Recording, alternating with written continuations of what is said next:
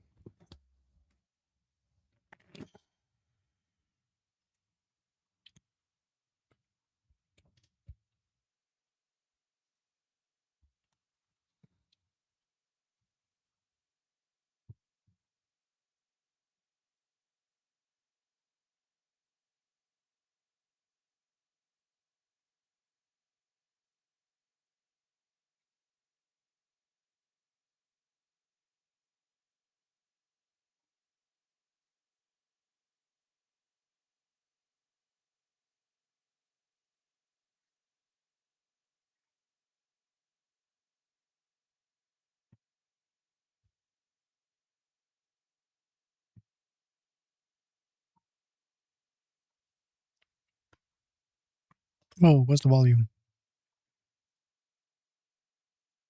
Uh,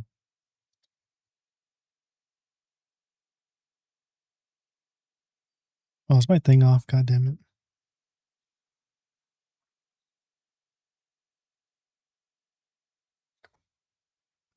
No, I should do. There's no volume at all.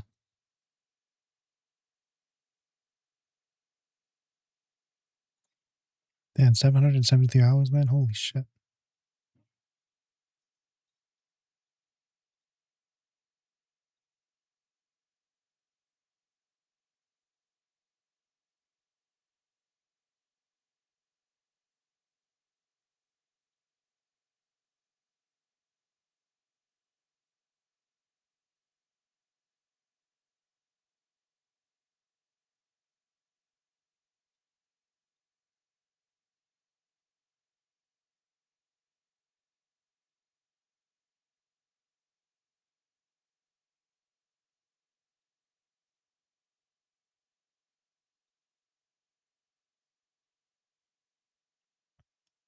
Wait, what the fuck? Why is no volume?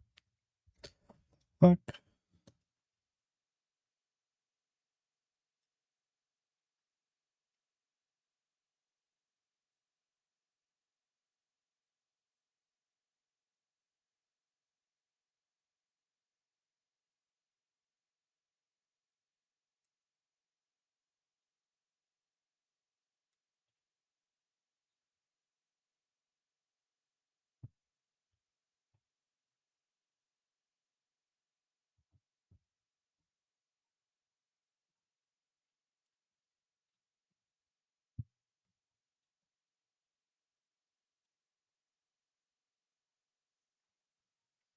Why is there no volume?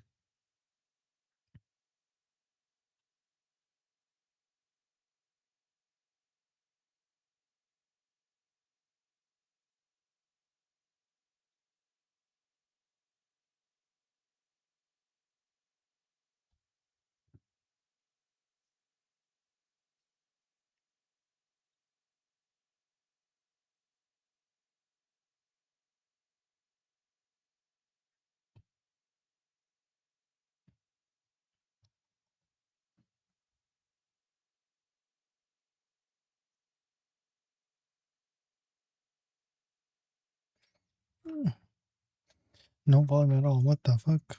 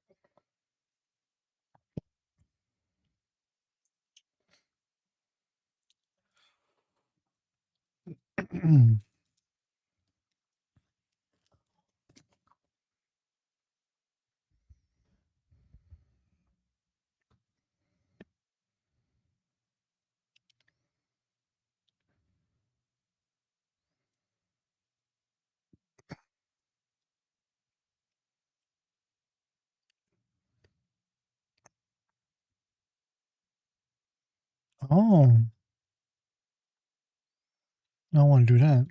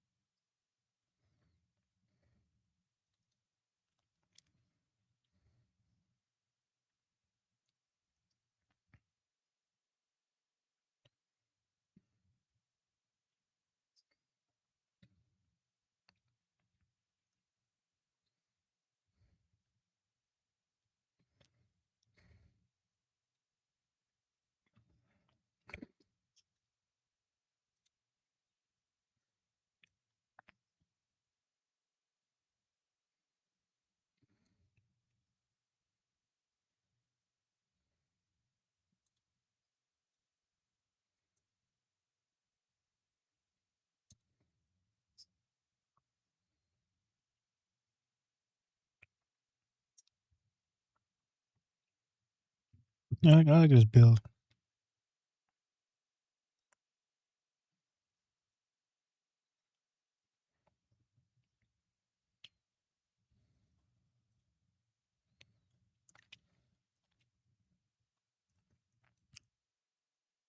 But the thing is, do I have the part for it?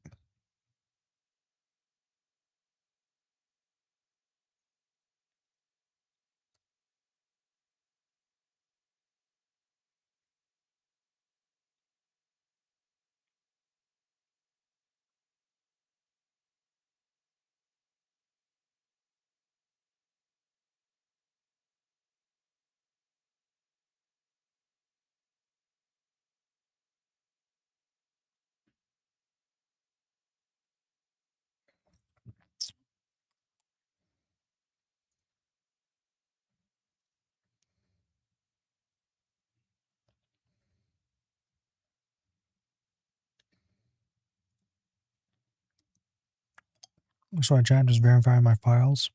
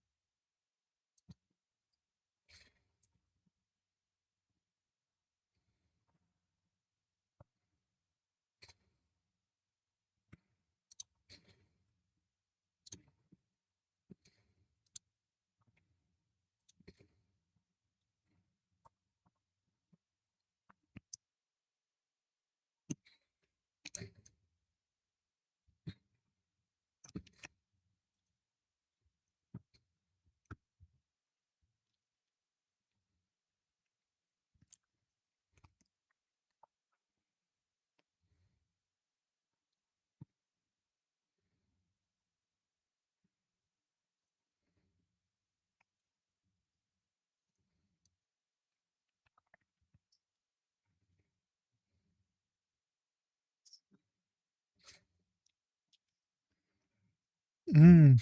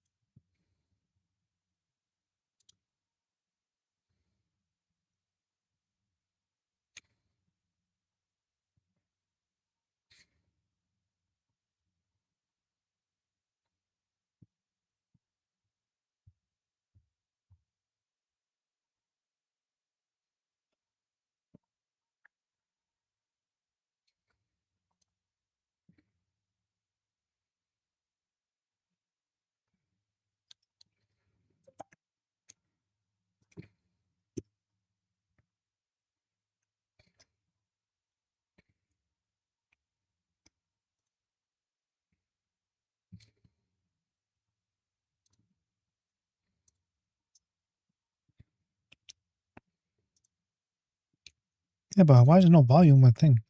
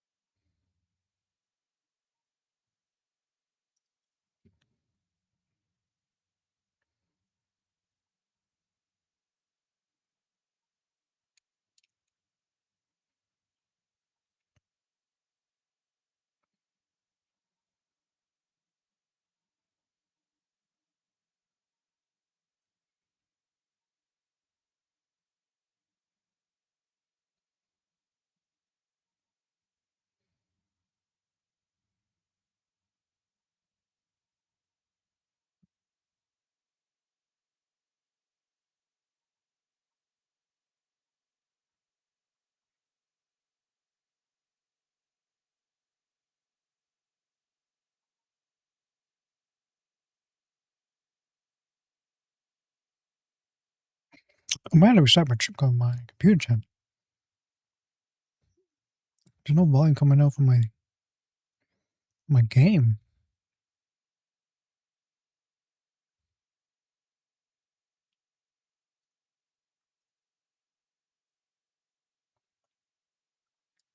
Which is so weird. Let me do that. I'm gonna just restart.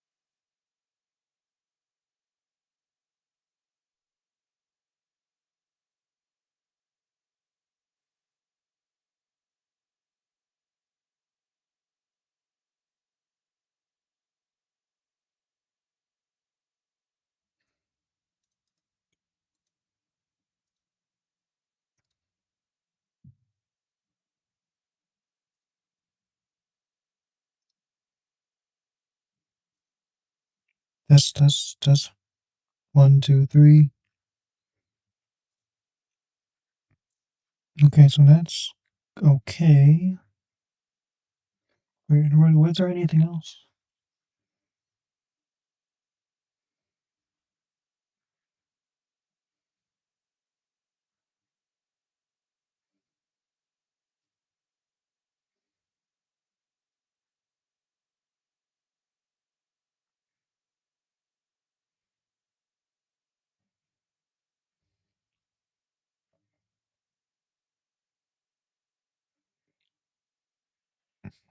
No.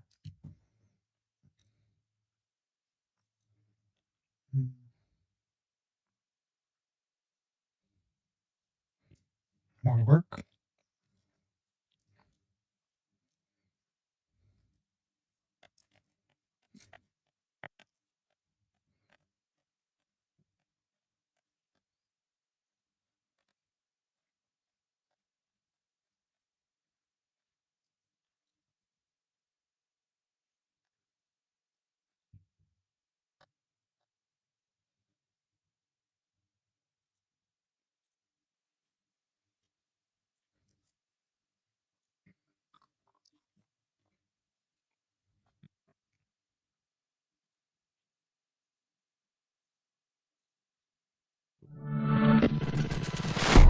There we go. Yeah, my channel was all fucked up for some reason.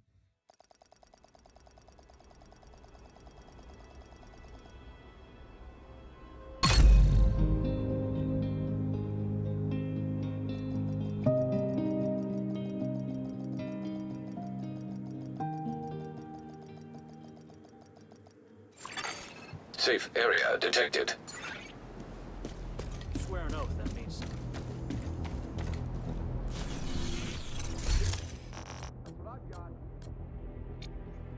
Yeah, I want to check out the lights. I want to check my dude.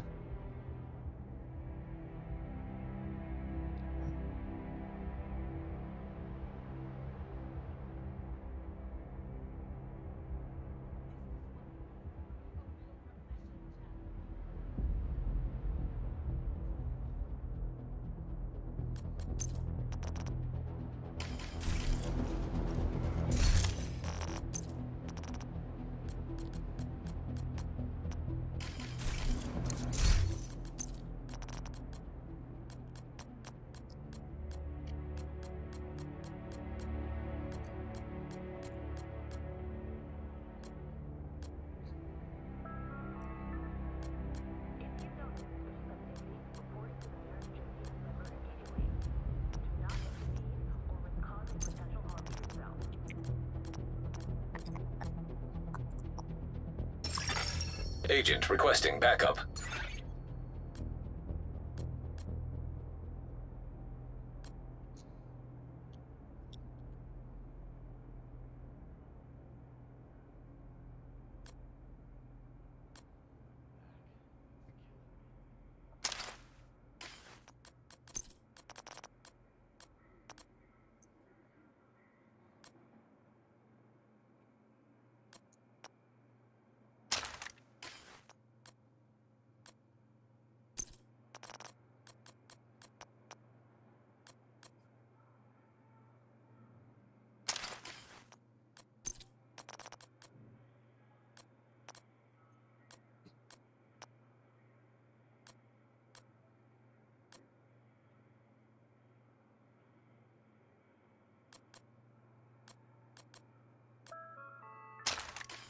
Evacuation drills will be conducted once per week.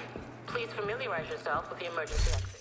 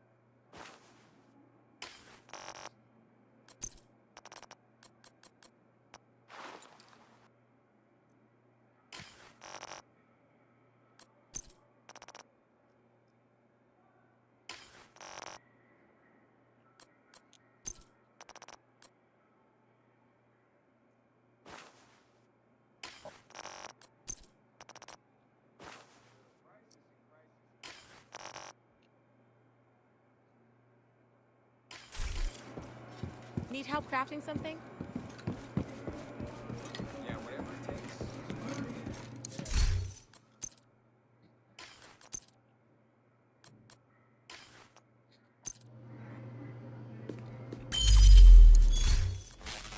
Oh, sorry. The hell?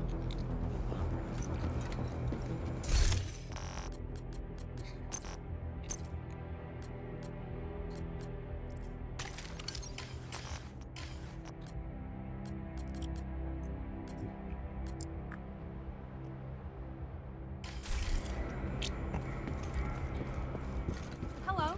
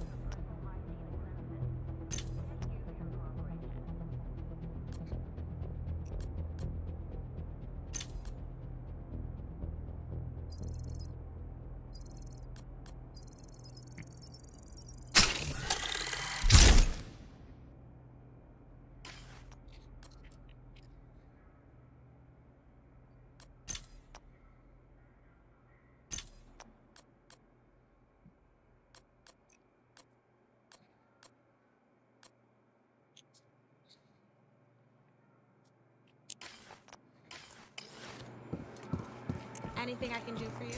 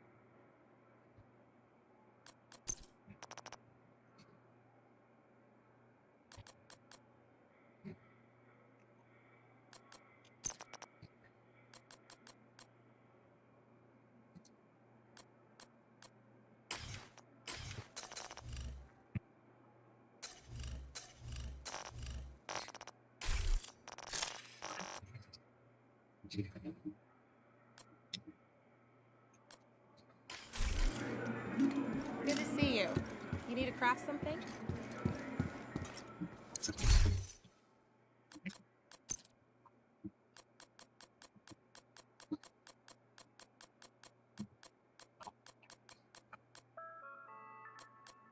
Purification tablets will be restricted until further notice. Please boil your water for at least 1 minute before consumption.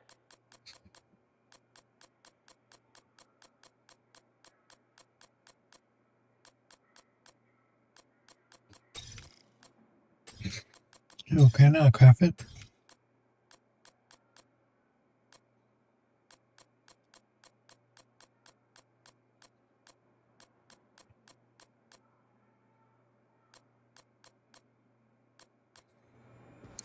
You need help No. with something? Does not, but I kind of want to try this out. It may not go the way I think it would.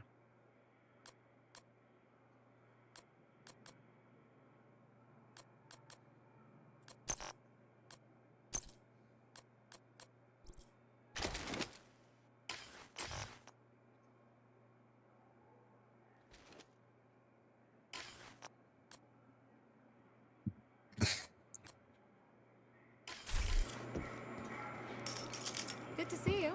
You need anything? Food rations will be restricted for the next 24 hours. We apologize for the inconvenience.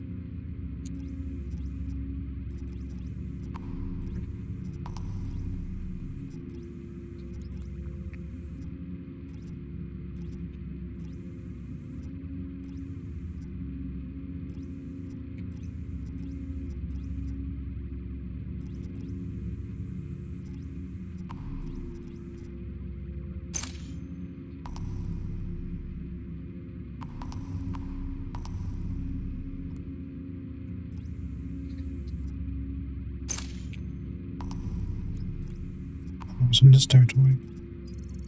Let me go over here for a bit. Just gather.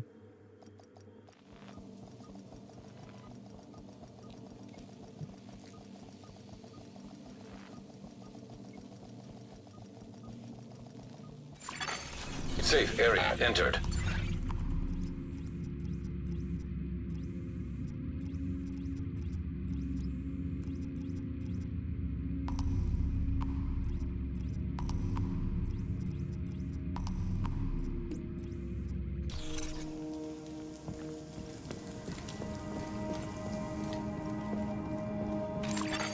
Supply drop nearby.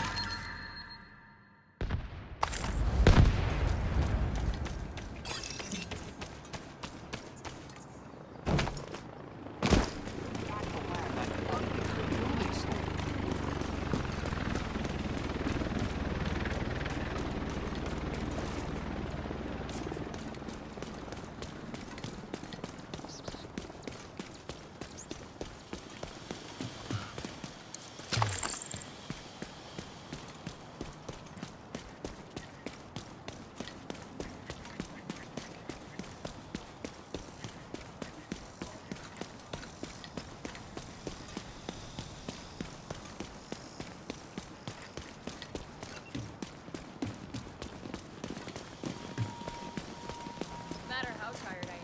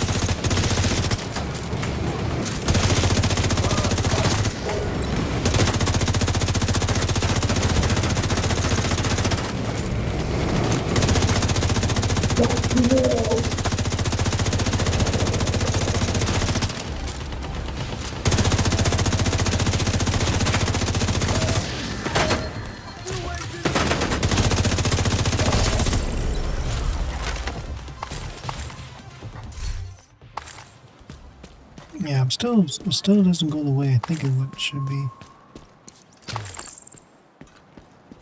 What's this guy doing?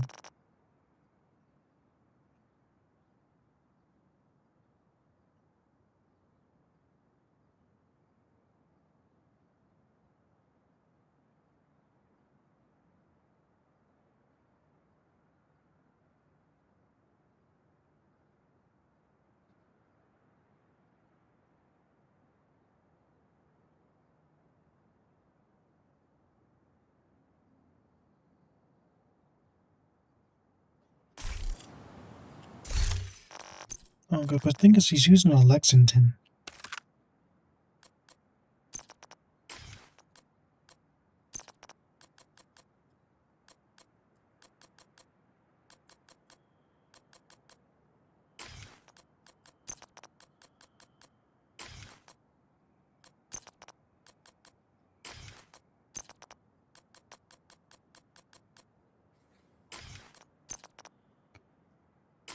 Anyway, I don't think because maybe because I don't have the.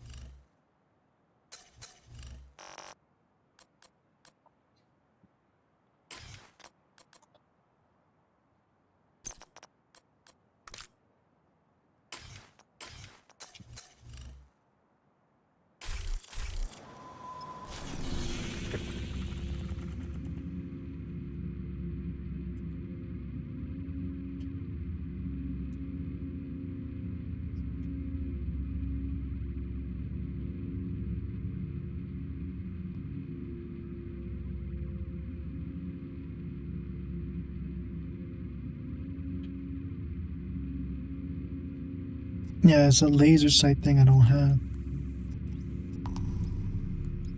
That's probably why I am going over there.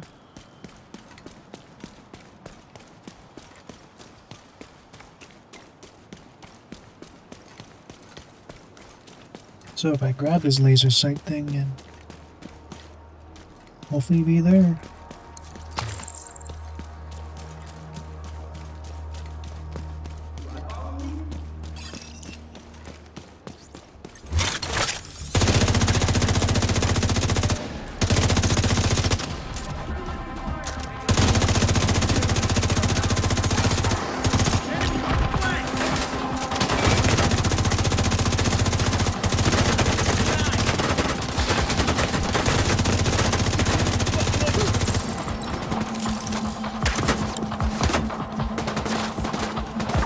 I'll cover you.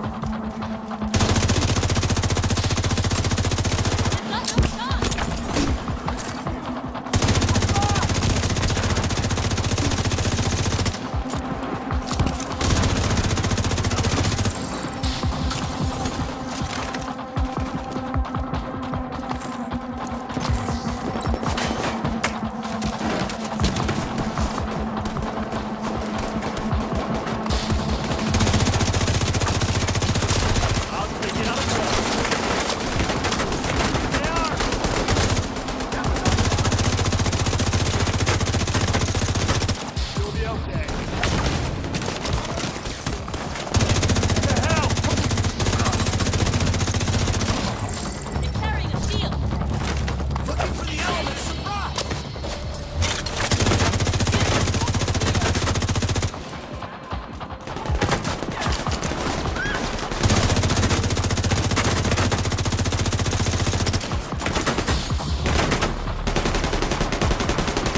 Flank that shield!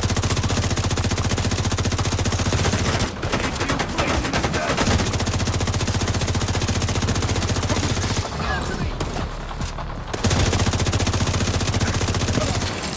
Incoming hostiles detected.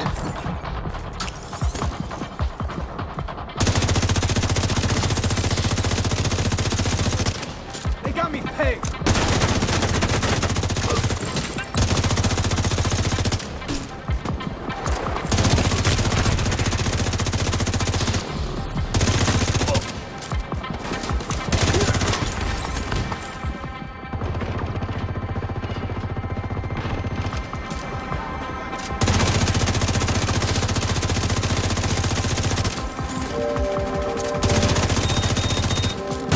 Asset position in progress.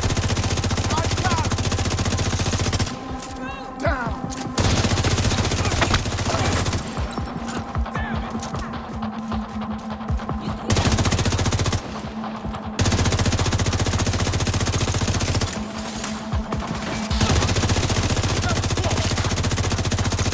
Keep that up forever!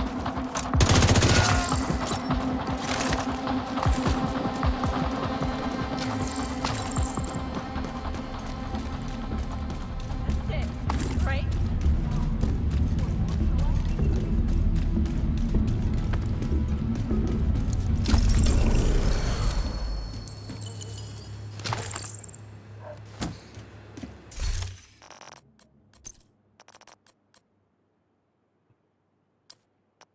Thank you so much for saving me.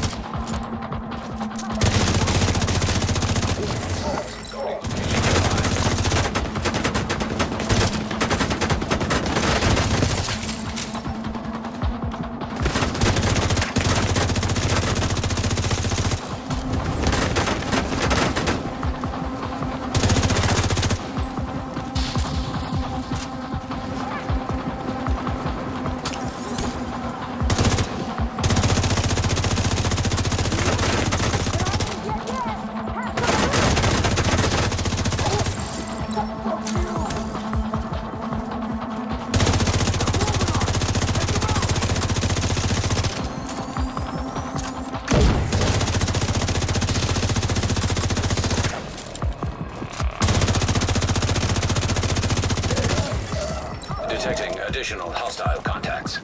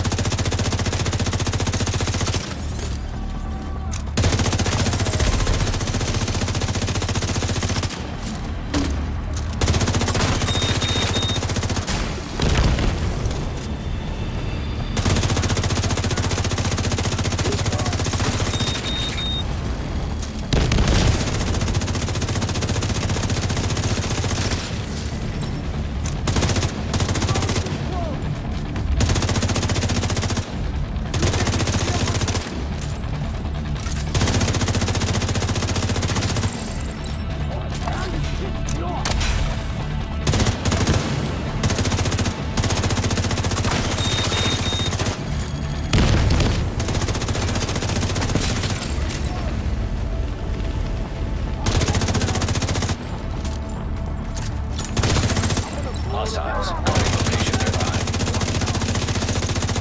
Hostiles detected. Access key.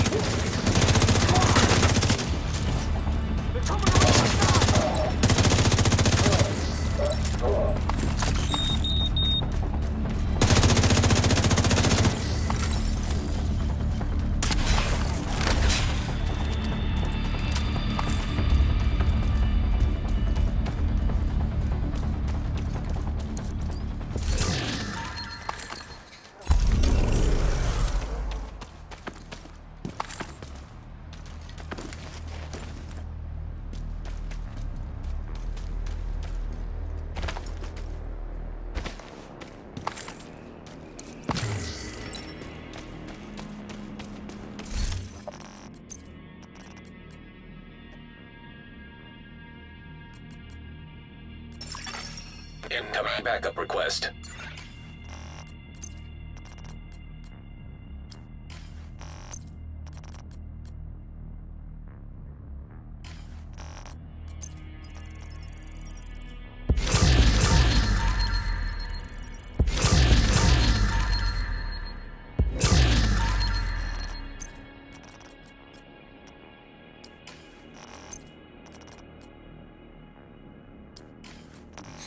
Is there like a rate of fire thing, like how that guy has it? I want to be able to get that.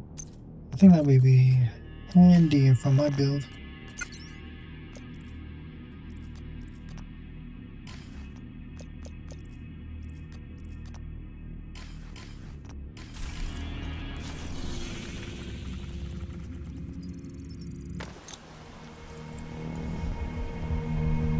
You're in Madison Square Garden. But my favorite is the Apex. How you feeling about this White House card? That's insane. Makes me a little nervous. So, I don't know if it's the best idea. In the Yeah, middle it of a seems like it would fucking war. Open some Yeah. some room for some Yeah. tomfoolery. It seems like it. Yeah. The card is not what they wanted it to be, for sure. They wanted it to be like all world titles. But, you know, matchmakers have a very difficult task. It's very hard to find people that aren't injured, that are like that are ready at this particular time, because the brutal aspect of the sport is that guys are always hurt. They're always training hurt. They're always getting hurt. They fight hurt. There's always no one. Very rarely is anyone going into the octagon 100%. Sure. There's always something going on. Guys they're dealing with staph infections in camp, and they're taking antibiotics, and it fucks with your endurance. And maybe they've got a muscle pull or a knee that's fucked up. And when Francis Ngannou fought Cyril Gane, he blew his ACL out, so he had to wrap his leg up. He had one leg, and he beat him with one leg. That's crazy. Crazy. Guys have fought with broken hands, you know. Alex Pereira, he's beaten guys with a broken foot. He fights with a broken foot. Just stoic, standing there. Knows his foot's broken, doesn't give a fuck. He fought with a bad knee. His knee needed surgery. Like there's a fight that he fought, Yuri Prohaska, where he's on top of Yuri. They stop the fight, and he does a forward roll to get off of him after he knocked him out because he couldn't stand on his left leg. I didn't know that. Was that like a known thing while the fight was happening? No. Oh. No, he had surgery. I remember after that the fight. Yeah. Yeah. That's crazy. Yeah, he had surgery after the fight. Pereira's really big in our house because Brazil, right? Oh, yeah? Yeah. Those Brazilians, man, they love each other. It's crazy. They My do. wife, she doesn't even care about MMA that much, but if there's a Brazilian fighting, she's all about it. Oh, yeah. Yeah. Very, very proud people. Yeah. And it's also like Brazil's where it all started. They were having MMA fights in Brazil in the 1930s. Really? Oh, yeah. Elio Gracie, who's really the founder of all this shit, he's the father of, like, the Gracie clan, the Gracie family is, like, the greatest story in the history of martial arts. That one family has changed martial arts forever. And it really changed it because of Carlos Gracie and Elio Gracie and Carlson Gracie. These three Gracies who competed in these no-rules fights.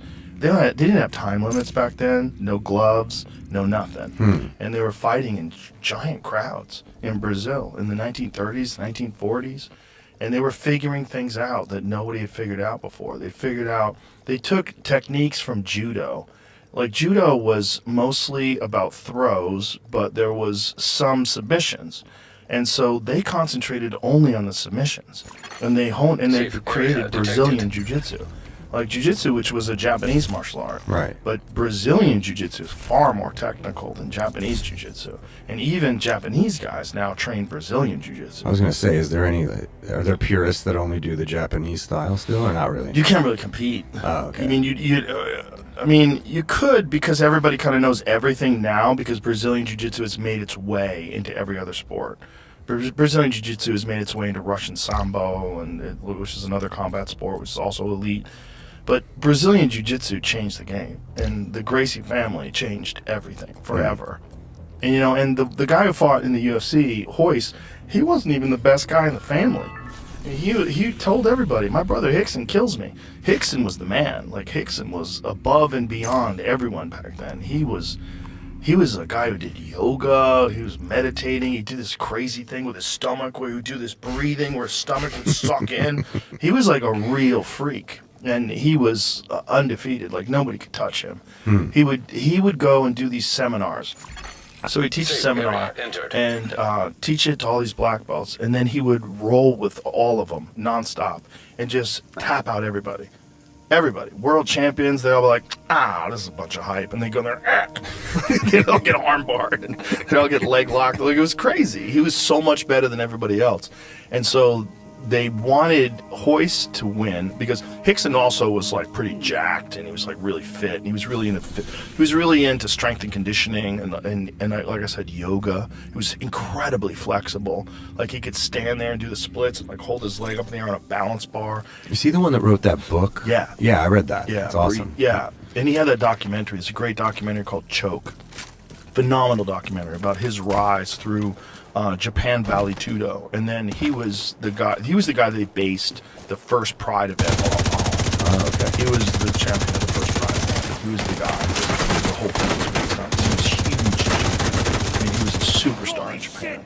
But he was the champion of the family, and they wanted Royce to do it because Royce was like smaller. He would show that jiu-jitsu was about technique. That makes sense. And the plan was, if Royce ever got beat, throw in Hickson. Oh, okay. Then everybody's fucked. But Hickson, like, his Detected. brother Horian Control started point. the UFC, and Horian and Hickson had friction, and Horian really couldn't control Hickson. And so they were like, put Royce in, and if we need to call on Hickson, we'll call the boogeyman. Nice. He was the boogeyman. Remember the guy who was supposed to be one glove, one boxing? Yeah, Art Chimerson. Yeah. What was that about? Well, I think he decided he wanted to be able to hold on to people, and he wanted to punch him with his right hand. Weird tactic. Yeah. Well, no one knew what the fuck they were doing back then. It's like Michael Jackson, dude. Everybody had this idea of what fighting was, and they didn't really know until they got taken down. There's There he is. Oh, it was his left hand. So that's interesting. So I guess he wanted to pop him with the jab. Was that Hoist just fucking put it to that guy? Amazing. But Hoist was doing something that nobody had seen before. In that one event, when he was doing that to people, it changed everything. It changed my opinion of martial arts. I immediately started taking jiu-jitsu. I was like, oh my God. You were Taekwondo? I started in Taekwondo, and then I did kickboxing for a while, and then as soon as I saw the UFC, I immediately started taking jiu-jitsu. Yeah. I was like, oh God, I don't. And then when I started taking it, I was so cocky. I was like, I know how to fight. And then I took classes, was just getting manhandled and mauled and tapped left and right. I was like, oh my God, I'm a beginner. Yeah. This is so humiliating. I was like, I gotta get good at this. Like, Yeah. This is I couldn't believe how helpless I was. I was running around thinking I was a badass, and I was just a fool. Yeah, they'll humble you real quick. Oh, so I've gone humbling. through that. I did it for, maybe a couple months, and I never made it past the hump. I should probably try again, but Get a trainer. Get a Yeah. guy who can do drills with you. That's really huge. If you can get someone to do drills with you and like just go over like on a one-on-one basis the finer aspects of it, and just do drills over and over again, and then slowly start working your way into group classes. Yeah, that's I think the thing is with, if you go to a boxing class or something like that, you have to get some frustration out. right. Because you're hitting something, and it kind Yeah. of feels good on your drive home. You feel like beat the shit out of that bag. Yeah. But then you roll with somebody who's really good, and you go home and you're more frustrated. But the first time you tap someone, it's such a revelation. Oh my God, I got a triangle. Like the first time you actually catch someone something and they tap, I'll never forget that feeling. I was like, wow. And then you have to just trust the process. Trust the process of showing up and realizing it's a small amount. Sometimes when you get there, it's a weird thing to do with your body. Your body doesn't know what to do with it.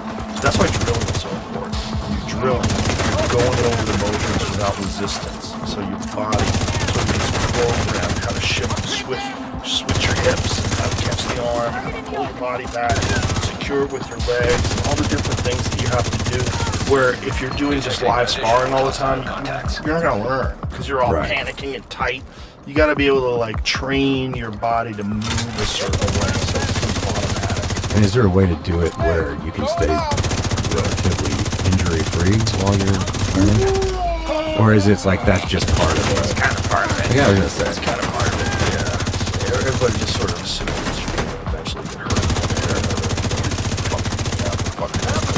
Whatever. Right. But the best way is to find good training partners. Don't train with wild people because some people just can't come things. Those are dangerous. The really dangerous people are like blue belts who are really strong, who just like really spaz out on you. Like, sure, kind of avoid those folks because they can blow your thing out. Yeah. I've seen that a lot. Like I know people that are really good that won't roll with people that are spazzes. Like, I'm not. I definitely ran into a couple of the guys that are like, they just wanted to choke out Casey Dutton. Of course. It's like, come on, man, I just started, dude. Of course. I used to get that when I was on Fear Factor. A lot of guys wanted to choke out the Fear Factor guy. Yeah. But, that's just part of the fun. Like Bourdain, like he was a 58-year-old white belt. Nuts. Wow. If that guy did it, fucking kind of anybody can do it. What belt did he get Civilians to? in danger. He might have got to purple. He never got to blue. I don't know if he got to purple, but he won tournaments. Wow. He competed in tournaments, I remember when he first started doing it, he's like, I'd really like to compete in some age-appropriate tournaments. I was trying to talk him out of it. I was like, don't get hurt, man. We need you out there. Yeah. But he was obsessed. Yeah. If he can do it, like that just goes to show you a guy with no athletic experience, not a worker, didn't train, didn't do any working out, wasn't a runner, didn't lift weights, nothing. And then at 58, he's like, all right, I'm going to get good at this. That's amazing. Yeah. Good for him, man. Awesome. Well, he was a guy that had substance abuse problems in his past. And the thing about being an addict is if you can focus whatever that thing is and get addicted to something really good, you can really excel. Sure. For whatever weird reason, also there's a flip side. So people that are addicted to a sport or a thing, they get really good at a thing, and then they become drug addicts. That same thing can kind of hijack your brain, and then all you're doing is like chasing that all day. Right. I've seen that for sure. Yeah. Get back into it. It's a fun Give it thing a to do. shot. Yeah, why It's not? good for your head too, because it's the hardest thing you'll ever do. It's so hard because you're essentially the game you're playing is I kill you or you kill me, right? So when a guy gets your back, gets your rear naked choke, and you tap, you're essentially saying you just killed me. I thank you for not killing me. I give up. And then when you do it to him, he's saying that to you. Yeah. So it's so Hostiles hard detected. that the rest of your life is easy. Right. Everything else becomes easy. All the stress and pain and success and Hollywood and bullshit, it's nothing compared to some dude mounting you, trying to get you're trapped in an arm triangle, like, trying to get your hand down to protect yourself. It's way harder, and that makes the rest of your life easier. If you can choose what's hard in your life, you'll be way better off. Yeah. Find a thing that's way more difficult on your mind, way more difficult on your body, way more difficult on your spirit than this other thing that we do. So it'll like make that other thing like easier to tolerate. Yeah. And stay humble too. Yeah. that's it. Oh yeah. Super humble. You're not going to think you're cool for being able to say some lines. Some people get. Well, that's the other thing, right? You get really intoxicated with everybody kissing your ass. Oh yeah. Easy trap. to We've fall all into. seen that. We've Yeah. all seen actors who are just like inflated. Oh, for sure. Yeah. Yeah, I'm a little blessed in the way that I've never thought I was very great at anything. I enjoy doing the things, but I've never really. I'm never good enough for myself. Kind of hard on myself a little bit, but I've seen it for sure. If you're waiting for someone else to validate you, once they do, you're screwed. Right. Because you're gonna believe it. Right. You know what I mean? Yeah. So. Well, there's the problem with being a star is that like all these people need you, and their world of the show revolves around you. Yeah. So they're all like, kind of kissing your ass and reverent towards you. It's like it's a little weird. Yeah. That's new for me too. I never did anything that was like a massive hit before Yellowstone. And now with this new show, now it's a hit, and I'm the number one for Call Street, which is very new. So I'm like I'm an asset to them in a different way. It'll be interesting navigating that. They'll probably try to talk you out of it. Yeah, I probably have to sign something that I won't. I'm not allowed to like ski. There's a lot of things because of the insurance. Yeah. Like if I get hurt and production has to shut down, it's a lot of money for them. So Yeah, that makes Systems sense. back Yeah. online. I don't know if that's one of them though. But it's like skiing. Don't ask. It's funny because horseback riding usually is, and I have to do that for the show. That's the most dangerous. Yeah. Horseback riding scares the shit out of me. Dude, it's me too. It was not. It didn't come natural. That's not like a thing that I'm naturally good at or had done before. My oldest daughter did it for a little bit in California. She fell a couple of times, and one time she hurt her wrist really bad. Don't do this. Because she was doing those things where you like jump over stuff. It's like, Oh, that's so dangerous. Because they stop just shy of that thing and you go flying. Right. Yeah. Her friend, she had a good friend that was really into it. They started doing it together. And I'm like, please don't do it. She fell a couple times and she was okay, but one time she really hurt her wrist. Please stop. Because the wrist, they can fix. You get like wrist bruise, Oof. Oh, I think about Chris Bruce every time. I believe I wish I didn't. that was what he did, right? He was doing the jumping thing, right? Was it? I believe so. No. Yeah. Terrible. I don't get it. Do you ride motorcycles? No. No, I don't even. Almost did. Almost did. What do you Taking mean? lessons. Me and a couple of the other guys that worked on the crew at Fear Factor, we all took motorcycle lessons together. We were all talking about it.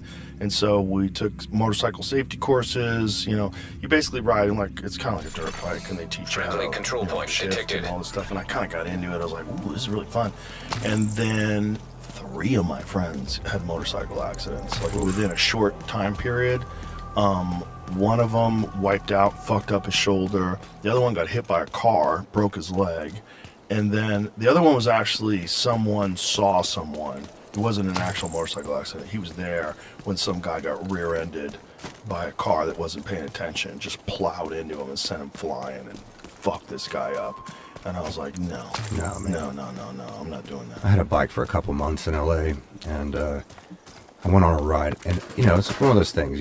You have to have the bug. You either have it or you don't. I was trying to get the bug because I wanted that to be a part of my identity. You know what I mean? I wanted to be a guy who rode motorcycles. So I rode up the Pacific Coast Highway, and I was kind of riding up through Ojai and going around this corner, this sort of cliffside, and it's that thing where if you stare at something, that's where you're going to go. And I just kind of was zoned out, and I almost ate shit right into the side of this cliff. And I was alone. If I would have done it, it would have been forever until anyone figured out what had happened to me. And it was a really, really close call. And I got off the bike and I kind of sat there for a minute, and I was like, yeah, I don't love it enough to die this way. You know what I mean? I don't I need was this just in my here. life, and I never did it again. I have friends that have never had a problem. I have friends that ride bikes and have never had a problem. I think if I lived in Montana, because there's just not that much traffic. No, but my 7-year-old neighbor was here. 7 years old on his BMW adventure bikes. He was going 70 on the highway. He's fine, dude. This guy's a tank. How old was he? 70. Detecting additional hostile Killed the deer. He had road rash everywhere. Just kind of on the couch for a few weeks. He's fine. Dude, this guy, they make him different out there, dude. He's my next door neighbor. He's amazing. Shout out Steve. Wow. He's got a range in his backyard to 500 yards. Oh, wow. And has every firearm and things you didn't even know they made. And so anytime I just right over there, the side by side, we grab a few and go down and shoot it back. He's That's man. nice. That's cool. Yeah, Yeah, you cool. find people like that in Montana. Oh yeah. Yeah. He's the real deal. Wow, but 70 years old hitting a deer is crazy on a bike. Yeah, killed the deer, and he about a month later he was all right. He was back on the bike. Oh boy. Jeez. I've seen some videos of guys hitting deer. You can see from their camera, and you see this thing leap in front of the road, then Yeah. and you see. Yeah, deers, they're everywhere out here, man. When I'm driving home, I drive slow. There's a certain road near my house where they just pop out, all the suicidal deer. Yeah. Just pop out, especially around the rut. Where Yep. the bucks are They're not chasing the thinking does, straight. and they're not chasing straight. They're just out there fucking Yeah. pussy hungry, standing in the road, staring at you. I love explaining to people how the rut works because it works just like humans. It's the only time they're dumb enough that you're gonna get one is when they're horny. Right. But But for them, it's once a year, which is way crazier than us. can you imagine if it all came on at once? Bro, if humans had a rut, I would go on vacation during that time. I'm I'm hiding. I don't want to be anywhere near. It'd probably murders, car accidents. Lock me in jail for that month or whatever. Get a bunker. Get a bunker and lock down with Netflix for a month. Fuck that. There is no way, man. That would be crazy. Imagine if the whole world had their rut at the same time. Oh my God. That's a good movie idea. It is a good movie should idea, do right? that. That's actually a great movie idea. Just call it the rut. Yeah, human beings evolve, or maybe there's genetic engineering because they decide that there's overpopulation, and the solution to it is only have people breed at a certain time, and also keep people from being distracted all the time. Because how many people are on dating apps, and how many people are going to bars and trying to find someone? It's it's a huge waste of your time. Oh my God, my 20s and 30s were just blown because of it. It's Just all I thought about. Massive Yeah. waste of your time. If there was a solution to that, the solution would be everyone's only going to breed only during November. Maybe it's the best thing ever. It'd be great if there was a switch you could flip. A little boy, you flip it and then go out and figure and then it out. the rest of the year, you don't even care about girls. Because so productive, man. bucks just walk by a female doe in fucking June. They don't give a shit about her. No. And they don't have their antlers, so they look the same. Right. You know what I mean? They lose their masculinity entirely. Right. Well, they get it back pretty quick. Those fucking things grow quick. It's they fall off within a month or two. They start growing nubs. Isn't it the fastest growing bone material on the Yeah, planet? I think elk is. Well, because that's nuts. I mean, you look at a 400-inch elk, some of those antlers that are out there. Imagine that grows in a couple of months. And it's bone, It's crazy. and they fight to the death with it. Crazy. We find elk that very killed elk. It happens all the time. Have you hunted in Montana? Yeah, not elk. I've hunted mule deer in Montana and pheasant. I went with both days. Never done elk until I moved up there. I started hunting whitetail when I was 10, really young. because we have big whitetail behind. And I thought hunting elk would be similar, and boy, was I mistaken. Oh, it is. Were you bow hunting or rifle hunting? I've done both, but my first was a bow hunt. And we went out there, we were camping out there. Me and I just made friends with the contractor that built my house in Montana, and he took me. We went public land around Dillon, Montana, and we went for a week, and I had to tap out day 4. Like I couldn't, my legs stopped working. I didn't know it was like this. So the next year I went, I was like prepared for it, but I didn't know, man, you really got to go for it. Oh, you got to get in shape. Yeah. I do a lot of shit before September. I have this crazy routine that I do on an Airdyne bike.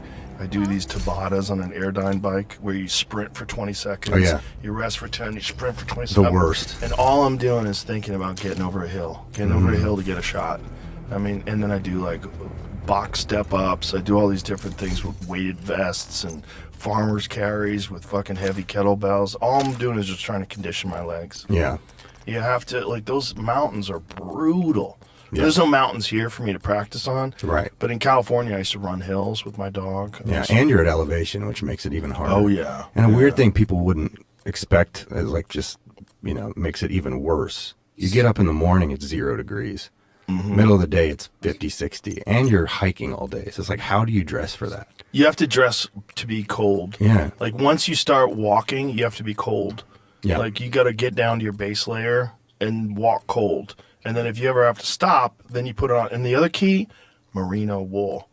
That's the key. Because wool is different than cotton. If your cotton gets wet and then you're sweaty and then you get cold, you're fucked. Right. But wool's not like that. Merino wool is the best. Yeah. Because like if you have especially a base layer, because when you're sweating, it kind of keeps you a little cool.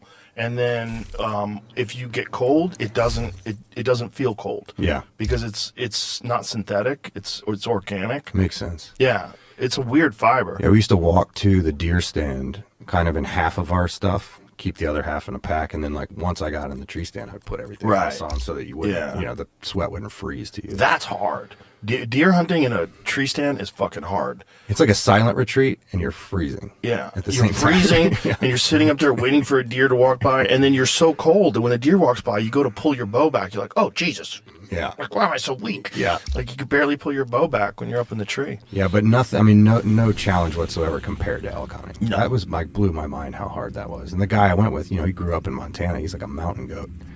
I just couldn't keep up with this guy, man. I'm like, this isn't. How do you do this? Just constant all day long. You can't just get off your couch and go elk hunting in the mountains. You can't do it. No, you gotta get in shape. Like my friend Cam Haynes, that's why he started running. He became an ultra runner.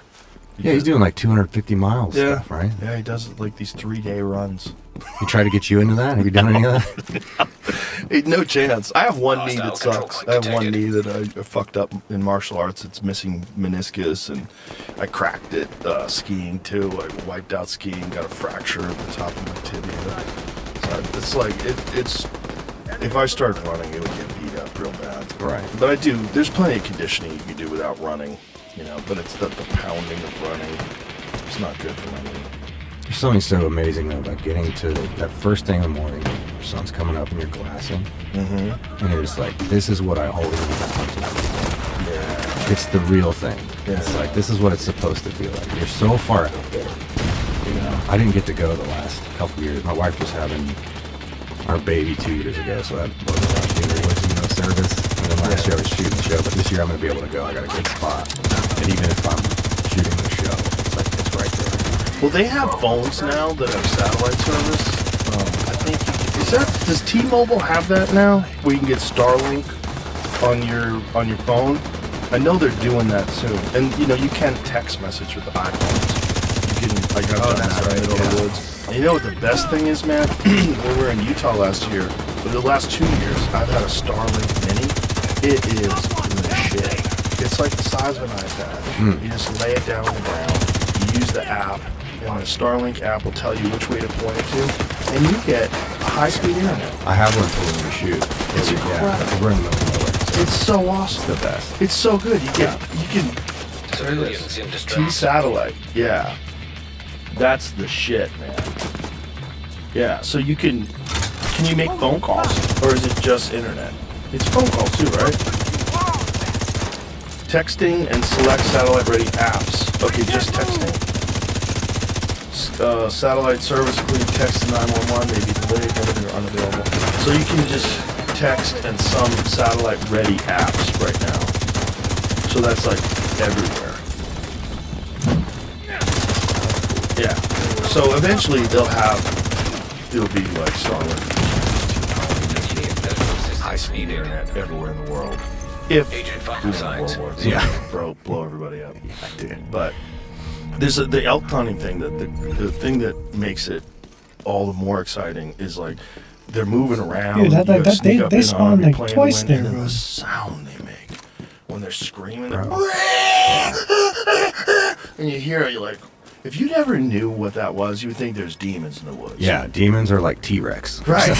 It's crazy. The sound is so incredible. It's so incredible, and it's so hard to do. It's like that to me is one of the things that I love, like every year, because everything goes away. It's so difficult. It's so difficult to get in shape for it. It's so difficult to manage your way into the mountains and to be in shape to be able to do it day after day, and then to be able to pull off a shot. Like you have this brief moment, the thing's 65 yards away, you draw back and Yeah. you're trying to settle your pin, and You could have done all of that just to like Civilians in mess it danger. up. Yeah. One little tiny, yeah. and it happens all the time. But when you're successful, oh my God, it's the greatest feeling of all time. And then when you're eating it, and you're at home, and you're on the barbecue, grilling these elk steaks, like, I can't wait. Agent requesting backup. Yeah, it's so exciting. Yeah, and it's just, but it's the being out there. It's like a vitamin. It's like a vitamin that you didn't know you needed. It's like your whole body's like, oh, this is so much better than regular life. You can't be mentally unwell. No. It's like impossible. Right. Yeah. Yeah. You just feel so much better. The air is better. It's like, and you're more focused. You're not distracted. You just feel alive. Yeah. And then it's also the majesty of nature, just around the trees, the mountains, catching all these animals that are out there. And you see eagles flying overhead. You're like, Detected. Like day 3, you're like, Agent vital signs 0. I'm just gonna do this, and then you go back to real life, and you're like, oh yeah. I think that all the time. I think that all the time, that I like to live in the mountains. My wife is not down with it, but I'd love it. Yeah.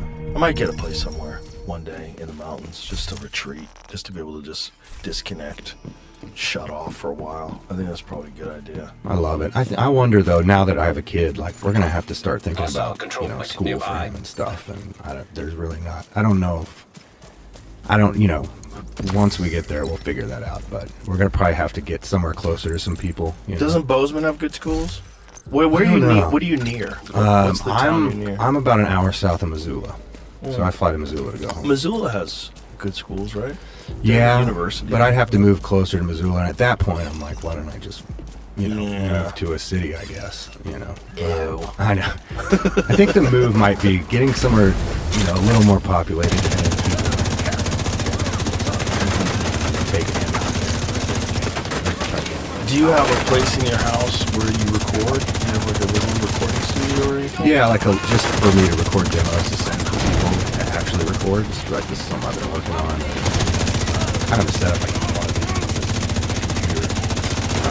But yeah, I do a lot of writing up there. It's a great place to write. How do you write? Do you write on paper or do you just start strumming and singing? Different every time. Sometimes I'll have like it'll be a melody. It'll be a guitar riff. It could be like a lyrical idea, some sort of hook. It comes in a lot of different ways. And then sometimes I'll finish something on my own. Sometimes I'll do a Nashville trip and sit with some other writers that I like and kind of bang it out together. And that's the coolest part of the process. There's something about making something out of absolutely nothing. It's like addicting. Yeah. It's really cool. Your jokes are similar. I'm guessing. So it's like creating something out of Yeah. all of a sudden it's a thing, and then you're performing it. And it's like, I've heard you talk about this, and any good creative person talks about this, but like it comes to you. Yeah. You can't really take credit for a good idea. Yeah, exactly. Like, I'll just be driving and be like, well, where'd that come from? Whatever that is, give me more. Yeah. I love it. I was talking to Michael Pollan about it. We were talking about consciousness, and we were talking about how it just seems like you're not doing it. it's just coming out of the ether, and it's just like, and you just have to show up and receive it. And if you show up enough, and you pay homage to the muse, and sit there. You ever read War of Art, Stephen Pressfield book? I got a box of copies of it. He always gives, well, I bought a box of copies. I bought a bunch of them, and I used to hand them out to comedians and artists when I was on the show. I was like, well, just listen. It's a really small book. It's easy, but it's one of the best books ever about creativity.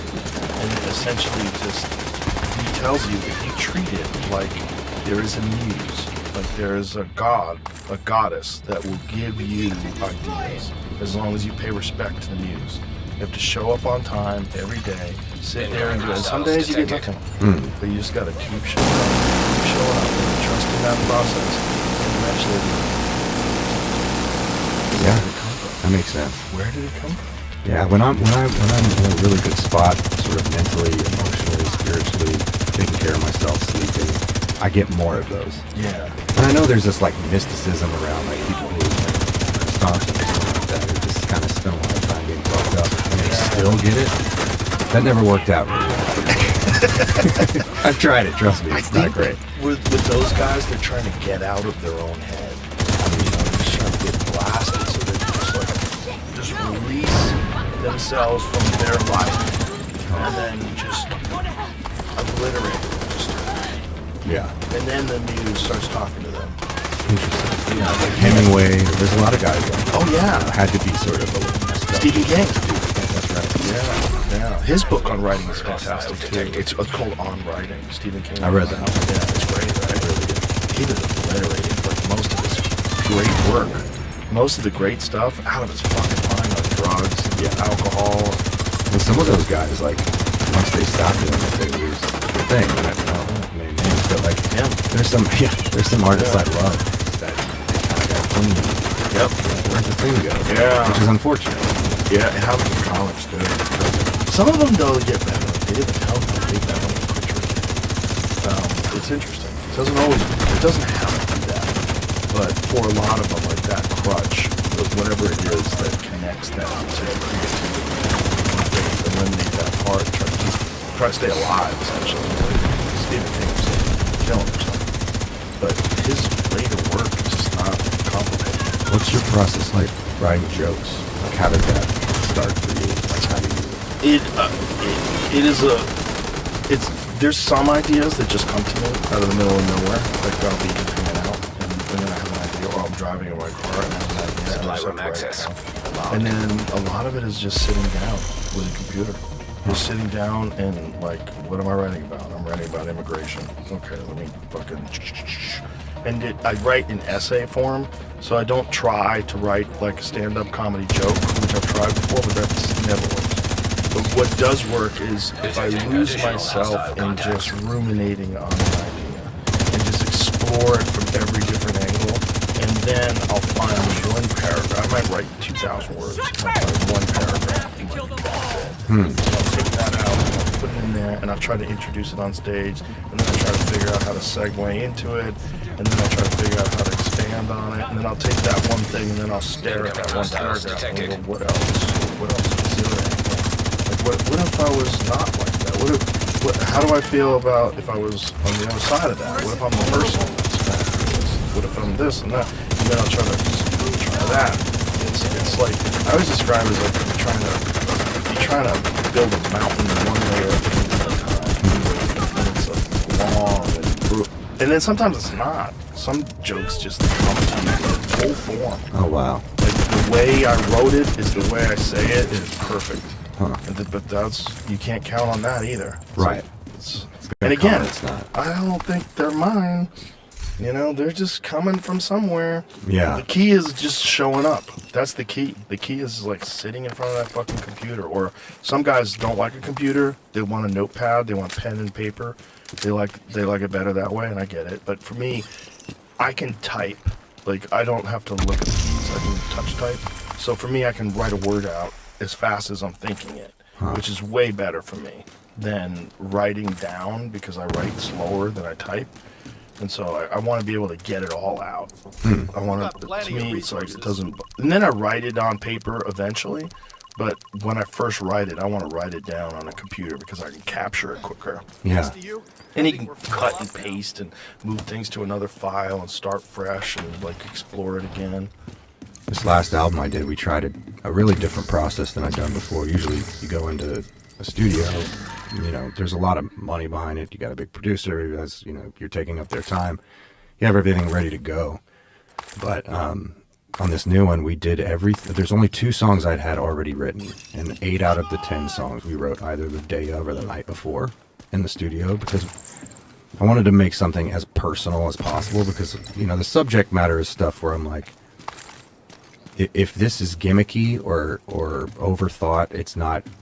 Then I'm sort of trying to like capitalize on grief or things I'm talking about. So I want to go in and just be as open as possible and just get what we get and just try to, you know, tell the truth, which is, you know, it's the goal of country, really, or Right. it used to be. And so yeah, we would cut, and then each night after we cut, we'd sit and try to write the song for the next day. It was an amazing process. We called it the pressure cooker. It was just like, you better get something because you're on the clock. Yeah. Man, it was. I doubt I'll ever do that again. But what a like cathartic, amazing process. Because usually you'll write a song, you'll have a demo for it, something where you just sit down and play guitar on your phone, so you remember the chords, and you listen to it so much that you get sick of it before you ever even cut it. And with this, there was never a demo. It was straight from, you know, heartbreaking take. It was pretty special. I think there's something to be said for pressure like that. It forces you to Yeah. come up with something. Yeah, the pressure cooker. It had to. Yeah. It was amazing. Yeah, it really forces your synapses to fire. Yeah. There's something to be said for that. Like that's the thing about comedy too. When you have a new bit, like part of the thing is like take that bit when it's not really done yet and just throw it out in front of the crowd and find the beats, find where it is. And sometimes in front of the crowd, as you're singing it, you'll have a new idea. Like, what the fuck is this? Like, why are we doing? And then that'll be the biggest part of the joke. Like everybody will laugh harder at that part than anything else, and it just comes to you because you're under pressure. Yeah. Yeah, there's something about forcing your brain to do things, like forcing your you have to do it. Like you can't just dilly dally, no procrastination. It's right there, right now. Yeah. Let's go. Yeah. I mean, because you're directly connected to whatever the thing is. Yeah. It's like a flow state. And then there's stuff that just comes to me. Like John Mellencamp told me he wrote "Hurt So Good" in the shower. Really. He was just in the shower. Come on, babe, you make it hurt so good. And he's like, it was done. Best shower ever. Crazy. Sometimes love don't feel like it should. Watch his armpits. It was cool. He was an interesting guy to talk to, man. Fucking dude just chain smokes. He's in his 70s, just chain smoking. He was so happy he could smoke in here. And I was like, you're not gonna quit that ever? He's like, this is what he said. He goes, find something you love and let it kill you. Yeah. I don't know if I'll let that one kill me. That's a rough death, dude. It's a rough death, man. Yeah. I've dealt with smoking for some time, and Yeah. I always promised my wife that I would quit when we had our kid, and we're almost there. We're getting close. You got the nicotine pouches. I got the Zins. Do those help? They do help. Yeah. Yeah. It's a different when I have a delivery, though. drink though. It's Oh, yeah. it's like I can't do one without the other. Right. To quit smoking, I'm gonna have to quit drinking. Really? Have to. Wow. I just can't imagine one without the other. It's like a package deal. But I'm okay to quit drinking at some point. You've quit, right? Yeah. I quit and then started again. Oh, really? You're Yeah, back? I'm back. Nice. I quit for like 8 months. I didn't miss it. But then when I had a couple glasses of wine with dinner, I was like, ooh, I like this. This is nice. Yeah. I kind of missed it. How was that first sort of hangover? Have you? I didn't get hungover. I haven't gotten drunk. Oh, good. I haven't gotten a hungover since. Nice. And I've only been drinking again. And even when I do, it's rare. Like, I don't drink every night I go on stage. I might have, like, a drink before I go on stage. Or I'll have a drink with dinner. Or maybe a second glass of wine, but that's it. I haven't been drunk. That's perfect. Yeah. The getting drunk is the problem. Yeah. And the real problem with me was like I own this comedy club and I was with my friends and they're all animals. And they're all just like, let's do shots. And we'd go downstairs to Mitzi's bar and we'd be doing shots together and we'd have so much fucking fun. And then I'd wake up in the morning to work out and be like, oh, fuck. Yeah. And I was just hurting. So I'd be guzzling water and electrolytes and I'd get in the cold plunge. And it was just this struggle to try to get back to normal. Yeah. And I'm like, I hate that. I don't like that. Yeah. But I don't feel that with a glass of wine. I have a glass of wine or two and I feel great the next day. It doesn't bother me at all. As long as I drink enough water, take electrolytes, get a good night's sleep, I feel totally normal in the morning. Getting drunk is the problem. It is fun. It's the best. Getting drunk. Getting drunk with buddies. Oh, the best. One of my favorite things is like going to a bar in the middle of the day and meeting everyone at the bar and just drinking, you know, even if they're strangers or at the airport bar or whatever, and just like getting to know people I would never have talked to to begin with, because why would we talk? Right. I love that. But again, I'm 42 now. And hangovers are starting to really smart. So it's not worth the price of admission. It's not worth it when you get aware of your body, especially if you're a person like, you know, I work out all the time. And I'm 58 now, so as you get older, it's like most people at 58 are half dead, they're kind of falling apart. Yeah. And I've managed to stay healthy and fit. I don't want to fuck that up just for booze. But you know, like I said, it's hard when you're with buddies and they want to do shots. Like Shane Gillis is the worst. He's the devil. He's the devil. He's the devil. He's like, come on, we're doing shots. Fuck. How do you not get drunk with that guy? He's like the most fun ever. And you're having so much fun. When you're drinking with him, it is just like your face is red, you can't breathe, everyone's laughing, you're fucking crying, laughing. And it's just like you call each other the next day, like, how you feel? Oh my god, I'm dead. Like there's a lot of times where we went out drinking and we have a gym here, and you know we'd have these comedian workouts the next day, and he'd be like, dude, I can't make it. I'm like, come on, pussy, you made me drink last night. But he's the life of the fucking party, man. And it's fun, but it comes at a cost. Yeah. That cost is rough, man. Especially with the kid now and him being the age he is, it's just nothing makes you feel like a bigger piece of shit than being hungover in front of your baby. Right. And you're just like, sorry, dude. Right. I'm your dad. I'm sorry. Right. Your kids want to play. You're like, I'm gonna just sit here. Yeah. It's not all right. You know. You can mitigate a lot of that stuff, though. Glutathione is a really good way to mitigate a lot of it. Glutathione actually helps your body process alcohol way quicker. So there's a lot of strategies if you're drunk. A lot of workarounds. Yeah, liposomal glutathione in high doses is really good. Electrolytes are huge. Like a lot of the hangover feeling. There's two things that are going on. One is your body. That's why they say like hair of the dog that bit you, because you're actually craving more alcohol. That's why people like Bloody Mary the day after they're hungover. That's not a great strategy, but it really does do a little something. But electrolytes are huge, because another part of it is you're just dehydrated. Like your brain is dried out sponge because you're out getting hammered. Yeah. So you gotta drink a lot of water. A buddy of mine drank with Jean-Claude Van Damme once, and he said it was nuts because he's so disciplined. He said the dude had a gallon of water with him, like a jug of water. Like people take to and the with gym. every shot he would take, he would fucking chug water. And he was super concerned with keeping his body hydrated while he was boozing. Gotta do what you gotta do, man. I was like, credit to him. Yeah. This is the way to go. He goes, I never saw anybody do that before. I'm like, wow, look at the guy. Yeah. It kind of makes sense. Yeah. You know, it's like, Have you interviewed him in here? no. That'd be a good one. That'd be fun. He's kind of crazy.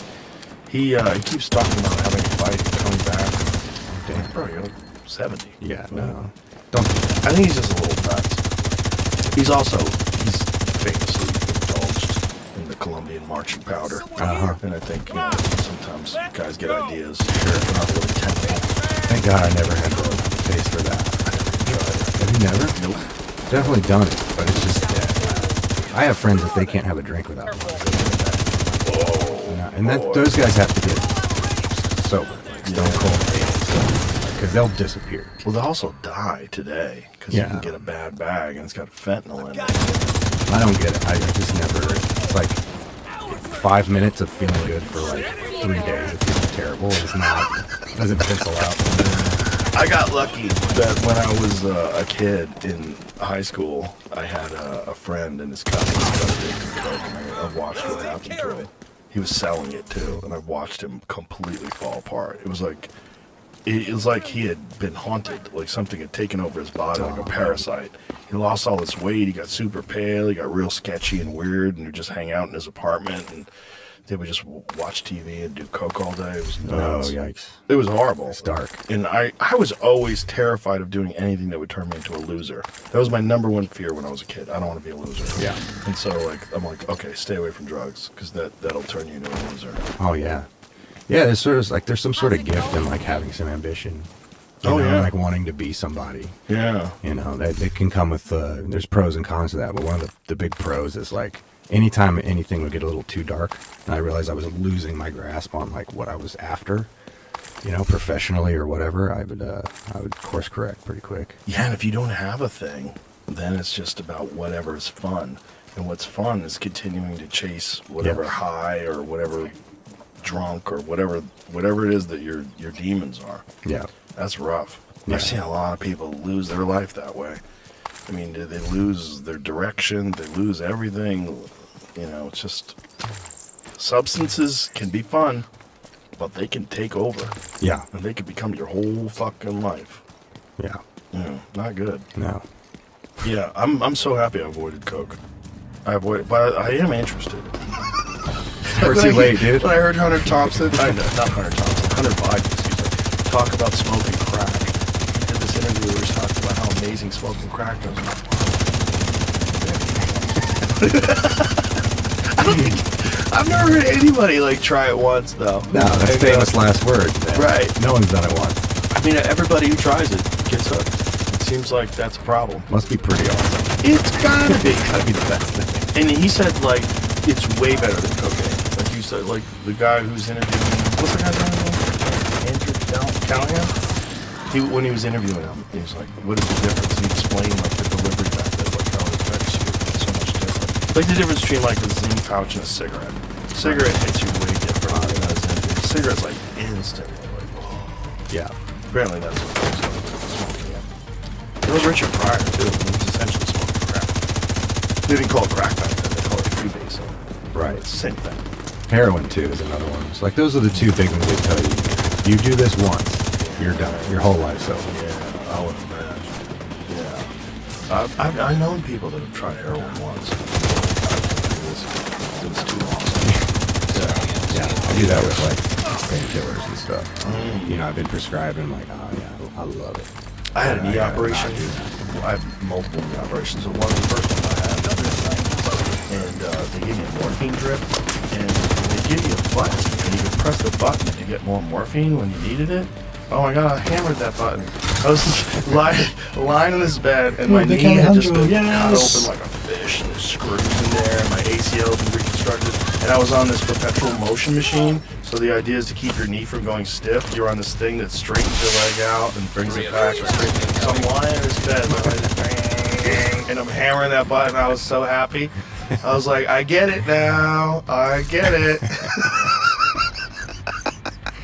But that was only once, luckily. And they didn't give me. They gave me some painkillers afterwards. I think they gave me Percocet. It was so. I took whatever the dose was, and it was. I only did once. It was so That's bad. nasty. I felt so dumb and so dull and so stupid. I'm like, I'd rather be in pain.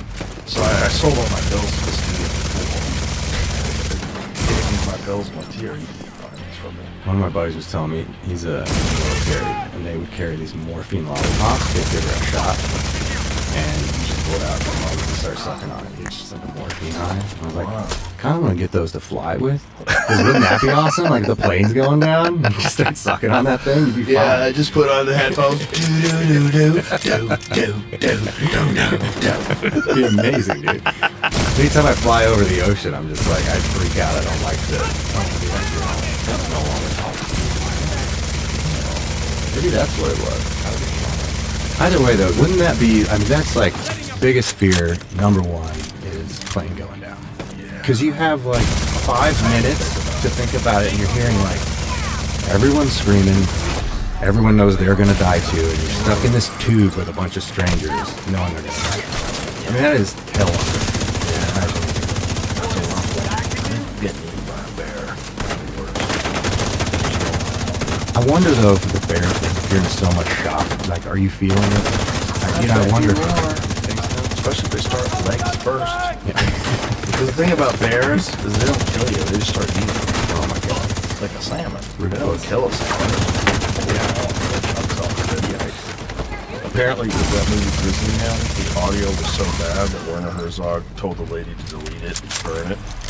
Because they had a the guy's detected. Treadwell, his girlfriend, his ex-girlfriend, got a hold of the camera.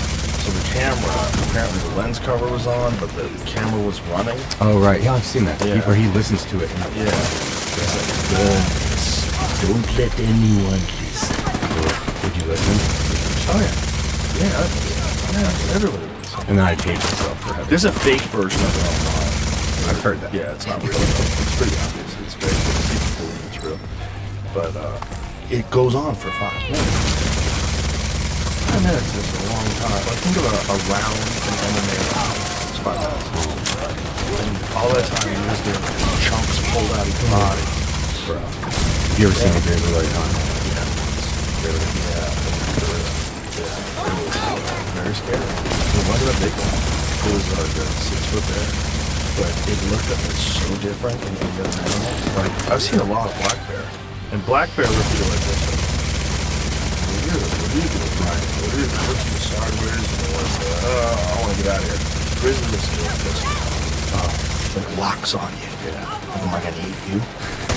And I was with my friend Jen. She's a guide up there. Jen is a hunting outfit. And detected. They, as soon as like she saw it, she screamed like, "Get the fuck out of here!" She racks her shotgun, cracks a stick against the tree, and scare it off. Another And then, shot in the poop! let's get the fuck out of here. I've never seen one. Don't want to. They see big ones. And John, her husband, he sprayed while he was in the tree stand. He sprayed it with pepper spray, and the thing didn't even react. It was like you think you're gonna, bear spray, I'm safe. And it was like, fuck you. Yeah, it's just like this fucking 9-foot bear, this huge wild dog, this fucking immense, super powerful thing that can run 45 miles an hour. Oh man, Apex. They're terrifying. Yeah, that's one thing I didn't have in Ohio is like the fear of getting eaten by something when you're out in the woods. Oh, It's yeah. dark and you're walking through.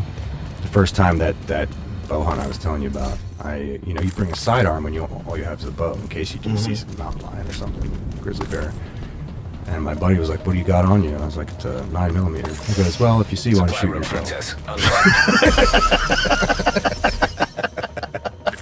Yeah, you gotta bring a 45. I guess there's a 10mm with a special round you can take, but yeah, 9mm bounce off. Yeah, I mean, you're gonna hurt him. I mean, if you hit him in the face, maybe it'll do something. But you're not even gonna get through that skull, probably. No, they say it won't. Oh, It'll literally bounce off its skull. That's crazy. that's so crazy. And Cam hunts them with a bow. Hunts grizzly bears? Yeah, he's killed a few grizzlies with a bow. Yeah. Does he hunt out of a tree? How do you do that? Oh, No, dude. Why? spot and stalk. Oof. Yeah. I'm good on that. Yeah, he's out of his fucking mind. And his attitude is, well, if this is how I go, this is how I go. I go doing what I love. Okay. He's got some crazy pictures. See if we can find some pictures of Cam with a grizzly bear. He's got one where he killed this massive one, and he's holding up its paw, and its paw is like as big as my torso. It's fucking huge. It's fucking huge. There's some guy recently. I think he killed the biggest bear that's ever been killed. I sent it to Cam. Oh, damn. Yeah, look at that paw. The claws. Look at the claws on that thing. No Nice way. to see Yeah. that vision helping out. And there's a photo of him with the bear on the ground. Click on that. The size of that fucking thing, man. Do you know what state he's hunting? That was in bear? Alaska. That's the only state you can I was hunt going to them. say it's probably illegal in most, Yeah, right? it's illegal in the lower 48 for whatever reason. It probably shouldn't be in like Wyoming and Montana. It's gotten to the place where they really probably shouldn't. Maybe there's just not enough of them, other than in Alaska, I would imagine. I mean, I don't think so. I think the real problem is once they're not listed, it's very difficult to get them on a list. You know, to get tags allocated for them. There's a video of him shooting it. Damn. Look at the size of that fucking thing, man. I'm saying, what if it just right there gets pissed off? It can. And just Well, there's a runs guy down. right behind him with a gun. There's a guy right behind him okay. with a rifle, which is also weird. Like anytime you're bow hunting and the guy has to have a rifle, Yeah. I think you should probably just use a rifle. Right. This is my perspective. Just wait a few months. Yeah, if Go I ever hunt. wanted to go grizzly hunting, I would definitely bring a rifle. I just don't see myself doing that, but I know a lot of my friends have. You know, and you have to kill a certain number of them just to keep the populations of the moose and the elk and Oh, everything yeah. else in check, because otherwise there's nothing going to stop them. And then you have a situation like you have in Montana or like you have in Wyoming, where there's a lot of interactions with people and people wind up dying. And there's no fear, because in Alaska they're a little sketched out about people because people hunt them. Right. And that's the better relationship. Right. The relationship where they have zero fear of people, that's not good. And that is Montana, and that is Wyoming, and that is Idaho. Look at that guy. So is this the largest one? 1,600 pounds. It's the second biggest ever taken by a hunter. It's 1,600 pounds. Look at the fucking my God. size of that thing. Dude, that's terrifying. Yeah. Good Lord. That is immense. Makes me think. Have you seen these reports of Bigfoot being seen in Ohio recently? Yeah, a bunch. I kind of think it's someone fucking with people, obviously, but maybe not. I don't know. What are they seeing? What do you? Are there bears? There's bears in Ohio, I guess. There are, and they're black bears in Ohio, and they do walk upright sometimes. It's probably a It dude might- in a suit, man. It's probably meth. They've been, I think various sizes I've seen up to like 11 down to 8 feet. Yeah, but they're just But- guessing. You don't know how big a thing is. You have a fucking tape measure. You're like, excuse me, Mr. Bigfoot, stand still for a moment here. There's, like, Okay, stand multiple- up straight. Put this under your heel. I used to wish so bad Bigfoot was real. Oh, man. I wish so bad. That I had would a be the dude at a best show one. last night who told me his dad was one of the people that filmed the famous Patterson Oh, yeah. Gimlin footage. No way. Yeah, so his dad was that guy. I feel like we know now that it 10 feet tall. can't be real because of how many trail cameras there are in the world. Like, Yeah. we would have seen him a few times at this I've point. never met a hunter that's seen one. No. Including guys that are in the Pacific Northwest all the time. Although I did a show back in the day with my friend Duncan where we went looking for Bigfoot. We went to the places where Bigfoot's normally. It's a person in an eye. A person in a Sasquatch costume, Oh, yeah. obviously. I I mean, mean, no pictures, please. I mean, if there's a whole bunch of them, it's probably someone fucking around. Look, it's 6 all different sightings. March 6th, 7th, and 9th, and 10th. Wow. All different people? Yeah. Huh. Boy, I hope it's real. It would be awesome. That's what I'd also be like. Maybe it's just a group of friends that are high. I'm like, we're going to do every night for the next fucking week. We're all going to call this fucking number and see what happens. Or we're going to run around the woods, but that's a good way to get shot. Like some crazy dude is like, I'm going to prove Bigfoot's real. Oh, for sure. And he just fucking blasts you. Don't do it during hunting season. Yeah. Big mistake. I think it used to be a real thing. That's what I think. Bigfoot? Yeah. You think it was actually here at some point? Yeah.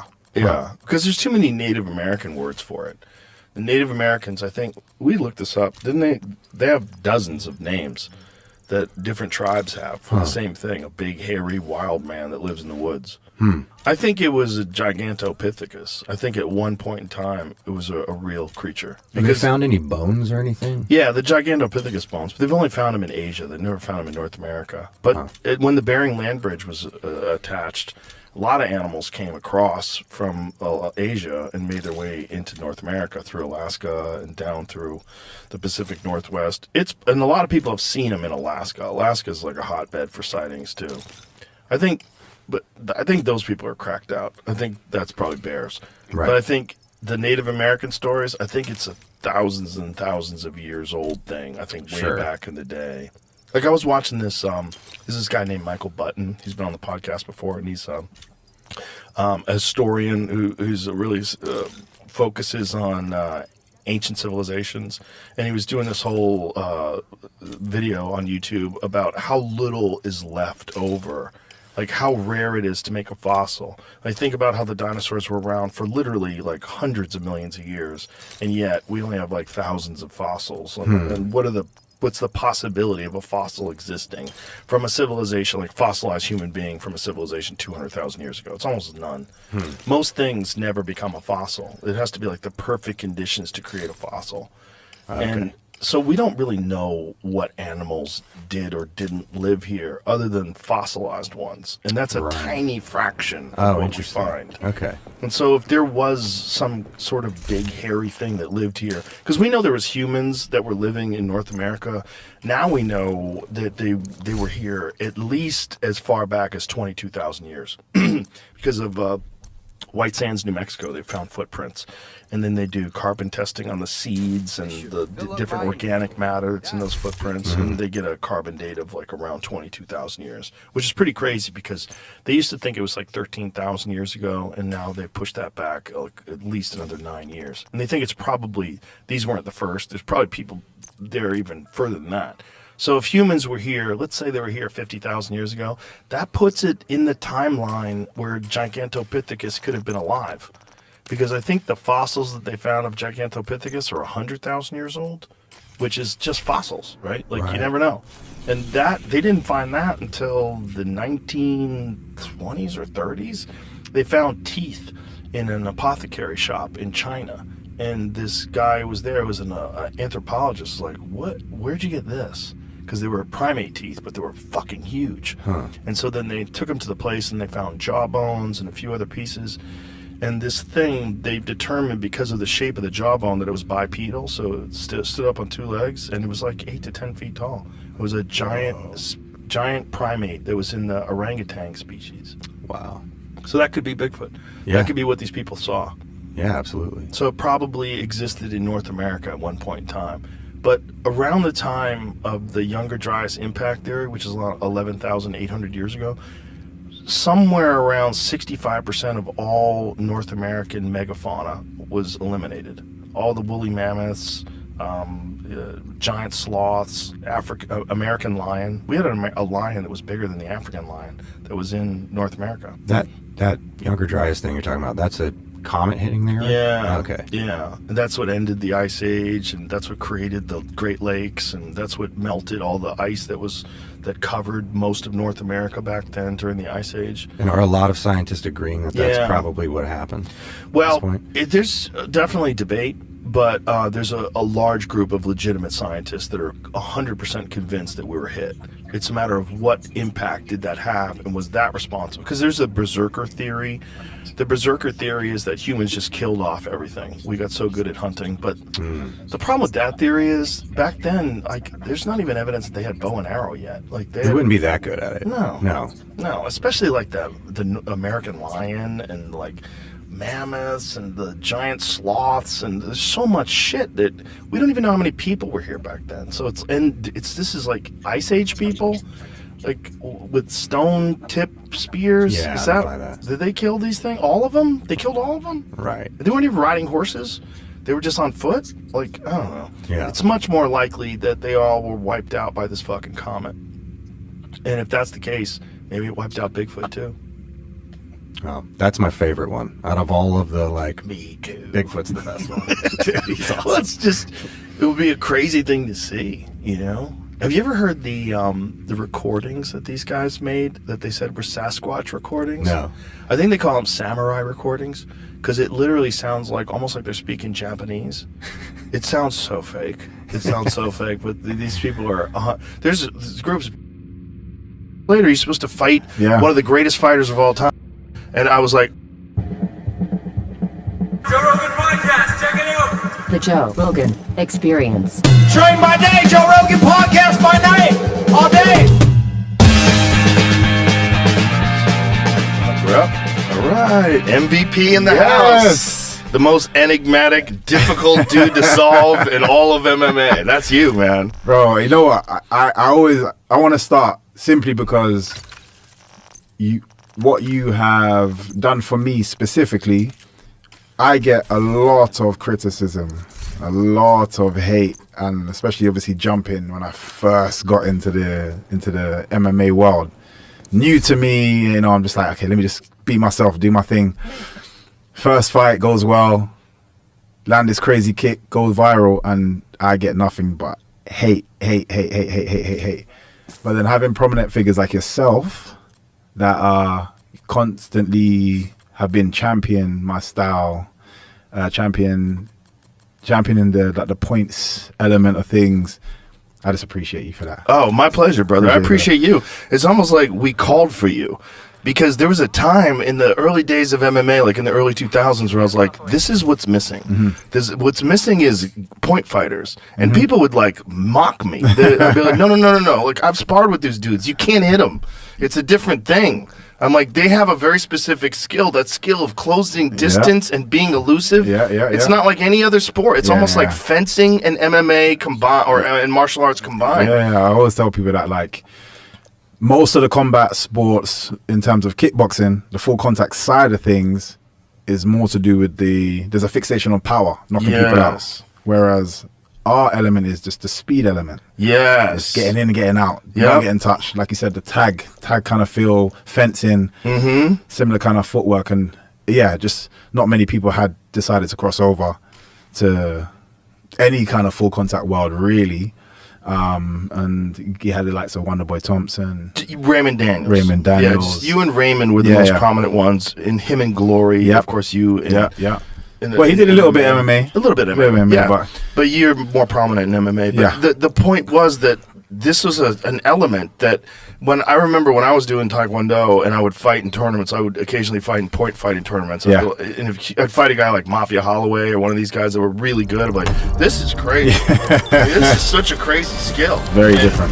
And when I saw MMA, where a lot of guys were just like real flat-footed and waiting, I'm like, there's a giant opening here. And then you came along, and you really were the proof of concept. And I was like, okay, this is it. You get a world champion at that who figures all the other stuff out, because essentially striking is striking. You know, you can learn throwing leg kicks differently. You can learn, different stances and movements. The grappling is the big heat. That's the big hurdle.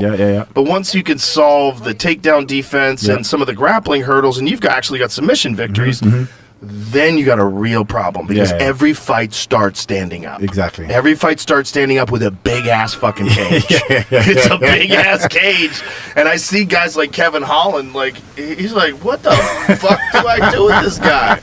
He hated every moment of it. Oh yeah, I could feel it.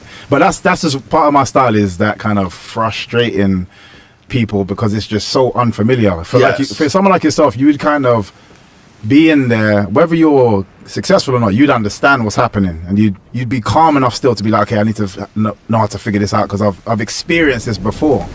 For someone that's never experienced, and because there's few of us in the MMA world, who do you go to train? There's very few people that are really good at that. And like I said, Wonderboy Thompson, he, friend of mine, obviously meeting him and just us getting on. And he's even said people have contacted him, like, oh yeah, okay, I'm fighting MVP, like, I want to train with you. He's like, I want MVP to win, so. He's I can't help you, bro. Can't do anything. Well, it's good for the sport. It really is, because, like, think about, there's certain techniques that just come along, like the calf kick. And all of a sudden, like, how is this? People have been kicking legs for so long. How is this kicking a different spot on the leg kind of revolutionary? We need to see that. And I think the introduction of you is going to make a lot of these guys that are like high-level point guys go, there's a spot there for me. Because there's always an advantage in the fact that every round starts standing up. As long as you have takedown defense, every round starts in your realm. And your realm is different than all the other stand-up realms. It's totally different. And if a guy is a plodding guy and he thinks, oh, this is my world, like, that's not your world. It's not it's your world against someone who agrees to fight the way you fight. 100%. And I always say that is because I've come up against guys and was like, man, he's got big hit with a big punch on him. And I agree. I'm like, yeah, I get it, but power only means something if you land. Yeah. And my whole element is like not being touched. But it's also fucking with people's heads. Yeah.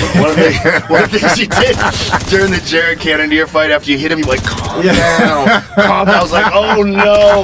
Because you imagine just getting popped, your eyes are running, your nose hurts, and this dude's standing in front of you going, calm down. Calm down. Like, no, he didn't.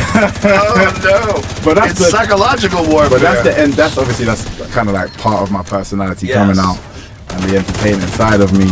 And a lot obviously added to the criticism that I would get, which because of how I would make my opponents feel in terms of their frustration and then obviously the antics on top of it, so many people, the main term that came with me was like, oh, he's fighting cans. He's fighting cans. That my whole career was, oh, he's fighting cans. Like he can't. But I always say to people is, I'm just making it seem a lot less difficult than it actually is. These guys are super talented fighters. Yes. I'm just not fighting on the same wavelength and timing as them. As you said, these guys that plod around, they're so used to it. So when they're fighting other people, it looks very even. And when they're fighting somebody that they just can't get their hands on, and they're getting frustrated on top of that. So there's the mental side, the physical side. And you have a lot of power, so there's consequences. Yeah, there's consequences. It's not like you're tippy tappy, hip patting them. Every now and then, like the Cyborg fight was one of the craziest knockouts in all of MMA history.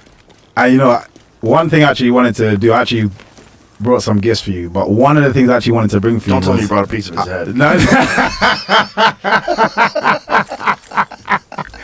Yeah, you wouldn't let me have that, so I have to leave it. I actually wanted to. We basically had a Pokeball come. It was a very specific one, and they messed up on delivery. But I'm gonna get it to you in Vegas. Okay. So when we go over to Vegas, I'm just making sure I get that to you, because again, it's something that you've spoken about with me, and it's a big part of my history in MMA. Just that Cyborg fight. So yeah, bro, that was the most gruesome injury I've ever seen. I've seen a lot of broken bones. I've never seen someone with a caved in head. Yeah. The doctors were saying that what we were hearing back from, they said he's only ever seen that in a car accident, never in that's his head. MMA. That is so crazy. Yeah. And that was his last fight. And I know after the fight he was like, we're gonna fight again, and the doctor's like, hey. Yeah. Because I think he was someone sent me something where he was supposed to fight again, and then I'm not sure what happened there, but yeah, he didn't. It's crazy. He didn't How could you fight again after that? What made it?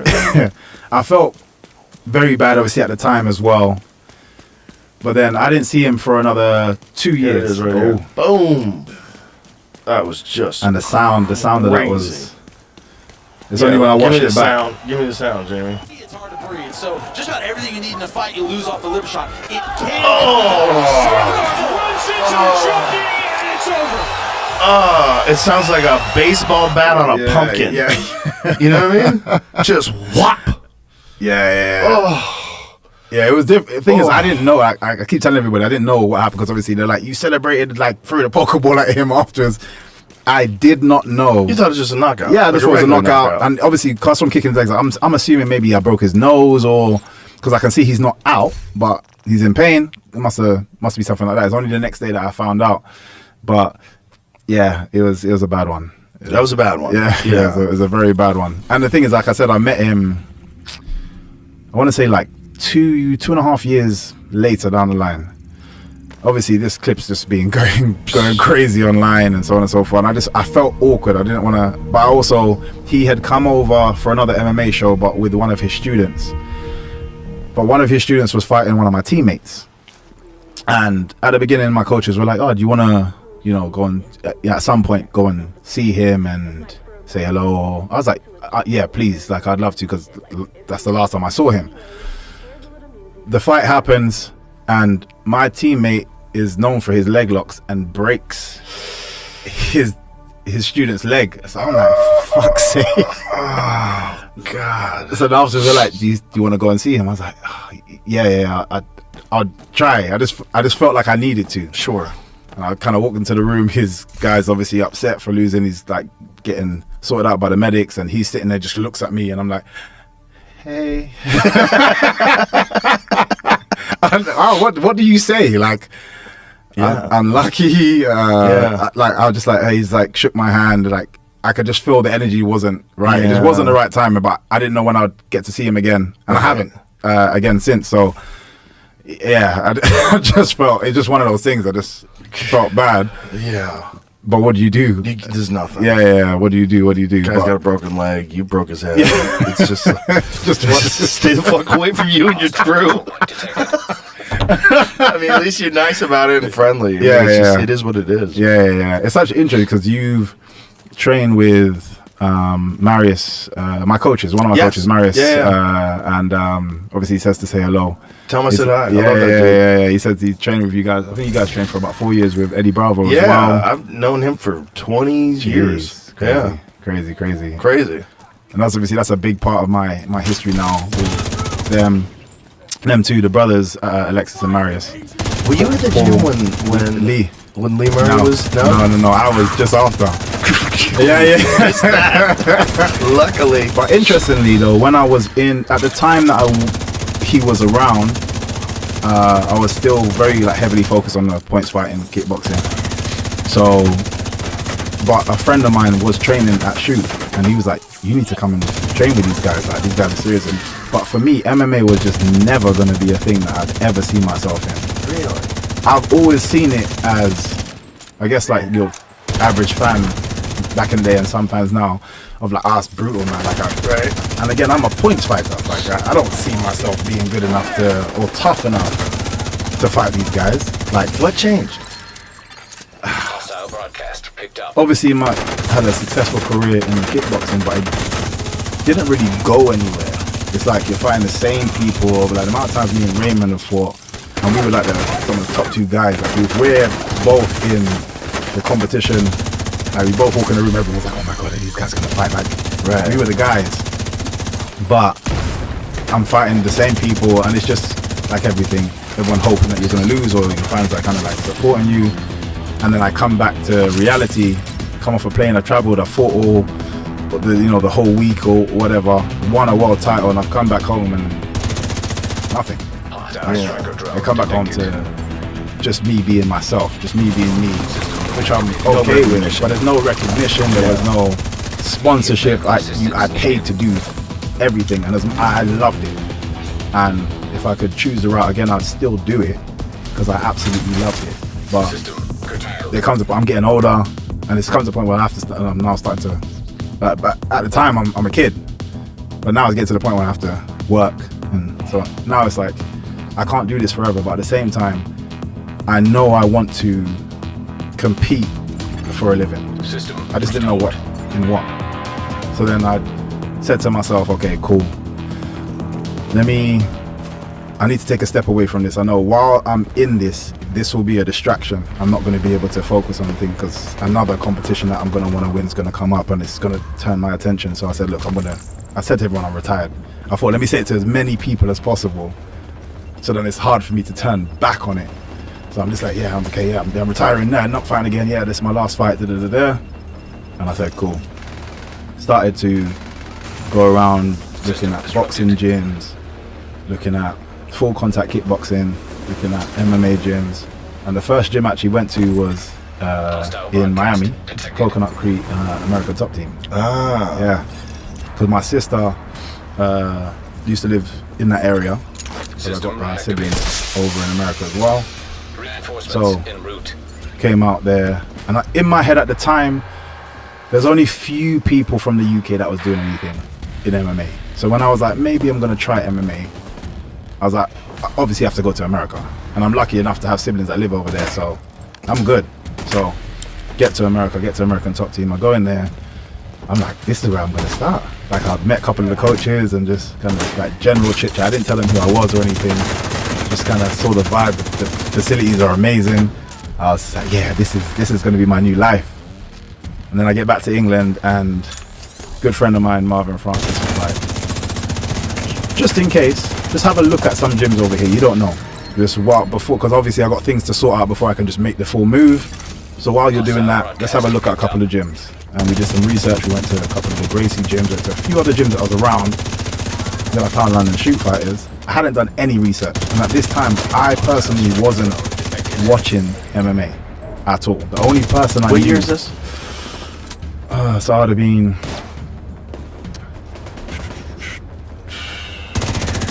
I'd have been what, 24? So what's that about? It's over 12, 13 years back. And I was trying to say the only guys in the UK would have been Brad Pickett was fighting. Solid fighter. Solid fighter.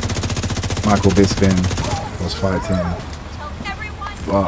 And nobody had like achieved anything of good quality from there. Everything was in America. Was Bisping still living in England, or had he moved to America? I think he was still in England. Yeah. But again, I was only learning it as I got more into it. But initially, I made the decision without actually researching anything, which is very much like me. I'll just jump in head first. Figure it out afterwards, right? So I said to myself, okay, cool. I've got to learn and shoot fighters. The only person I knew was Chuck Liddell. That's I've actually seen. And I just thought this guy was just knocking people out. I was like, I can relate to that. I was like, he's a striker. Everything else I didn't really care for. I was a typical fan. Like when they got on the floor, I was like, stand them up. So, and never been to a show, anything. But he's a guy that I like watching, and I made a decision I want to do it. Cool. Started in London Shoot Fighters, and for some reason the guys there, I don't know what, because I've had good coaching. So in my upbringing, so I feel like I can hear sense when I've gone to a place. I'm hearing how they're coaching and what they're saying, and I'm like, it just makes sense to me. I was like, cool, I'm gonna start here. I still want to go to America, but I'll start here for now, and then just see where it goes. And I just fell in love with the place. Was that the first time you did any grappling at all? Any grappling at all? Wow. I didn't do any. All I was doing every day was applauding people because I was tapping every 2 seconds. I was just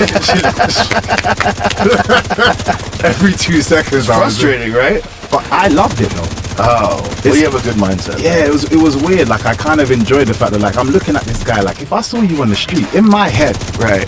I'm destroying you. Yeah. But this guy just twisted me up into a pretzel. It's a humiliating feeling. Oh, so humiliating. But I crave. If I go back to the point side, from about like you met my brother outside. He's the oldest of my siblings. Sorry, of the boys. My sister's the oldest, then it's my brother. We've got 2 other brothers, then me. And at the time, we were fighting around, but they were winning everything. I used to get my ass kicked everywhere we went, and this is every single weekend. That's crazy.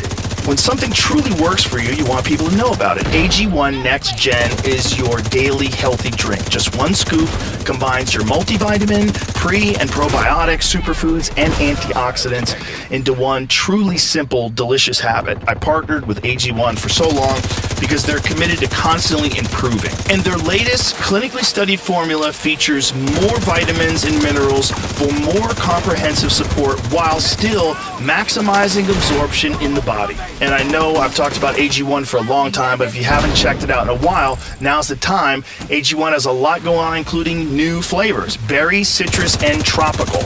That'll make showing up for your health even better. You can be an athlete, you could be a gym rat, you just be a normal person, and AG1 is going to help you feel your best.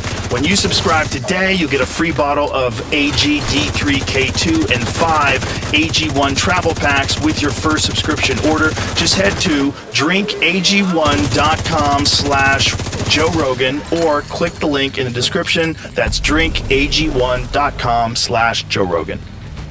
He was the more talented one, but I mean, like every single weekend we're driving to Birmingham, to Manchester, to Scotland. We did trips everywhere. Like my dad started a gym, and he was going around everywhere. Supply room access. And Locked.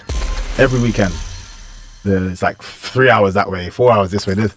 coming back, and I'm just got a boss lip, and they're just the medals are just like cling, cling, cling, cling, cling, like they got all the medals, and they're talking about how they spin kicked some guy and they did this, and I'm just like, yeah, cool story.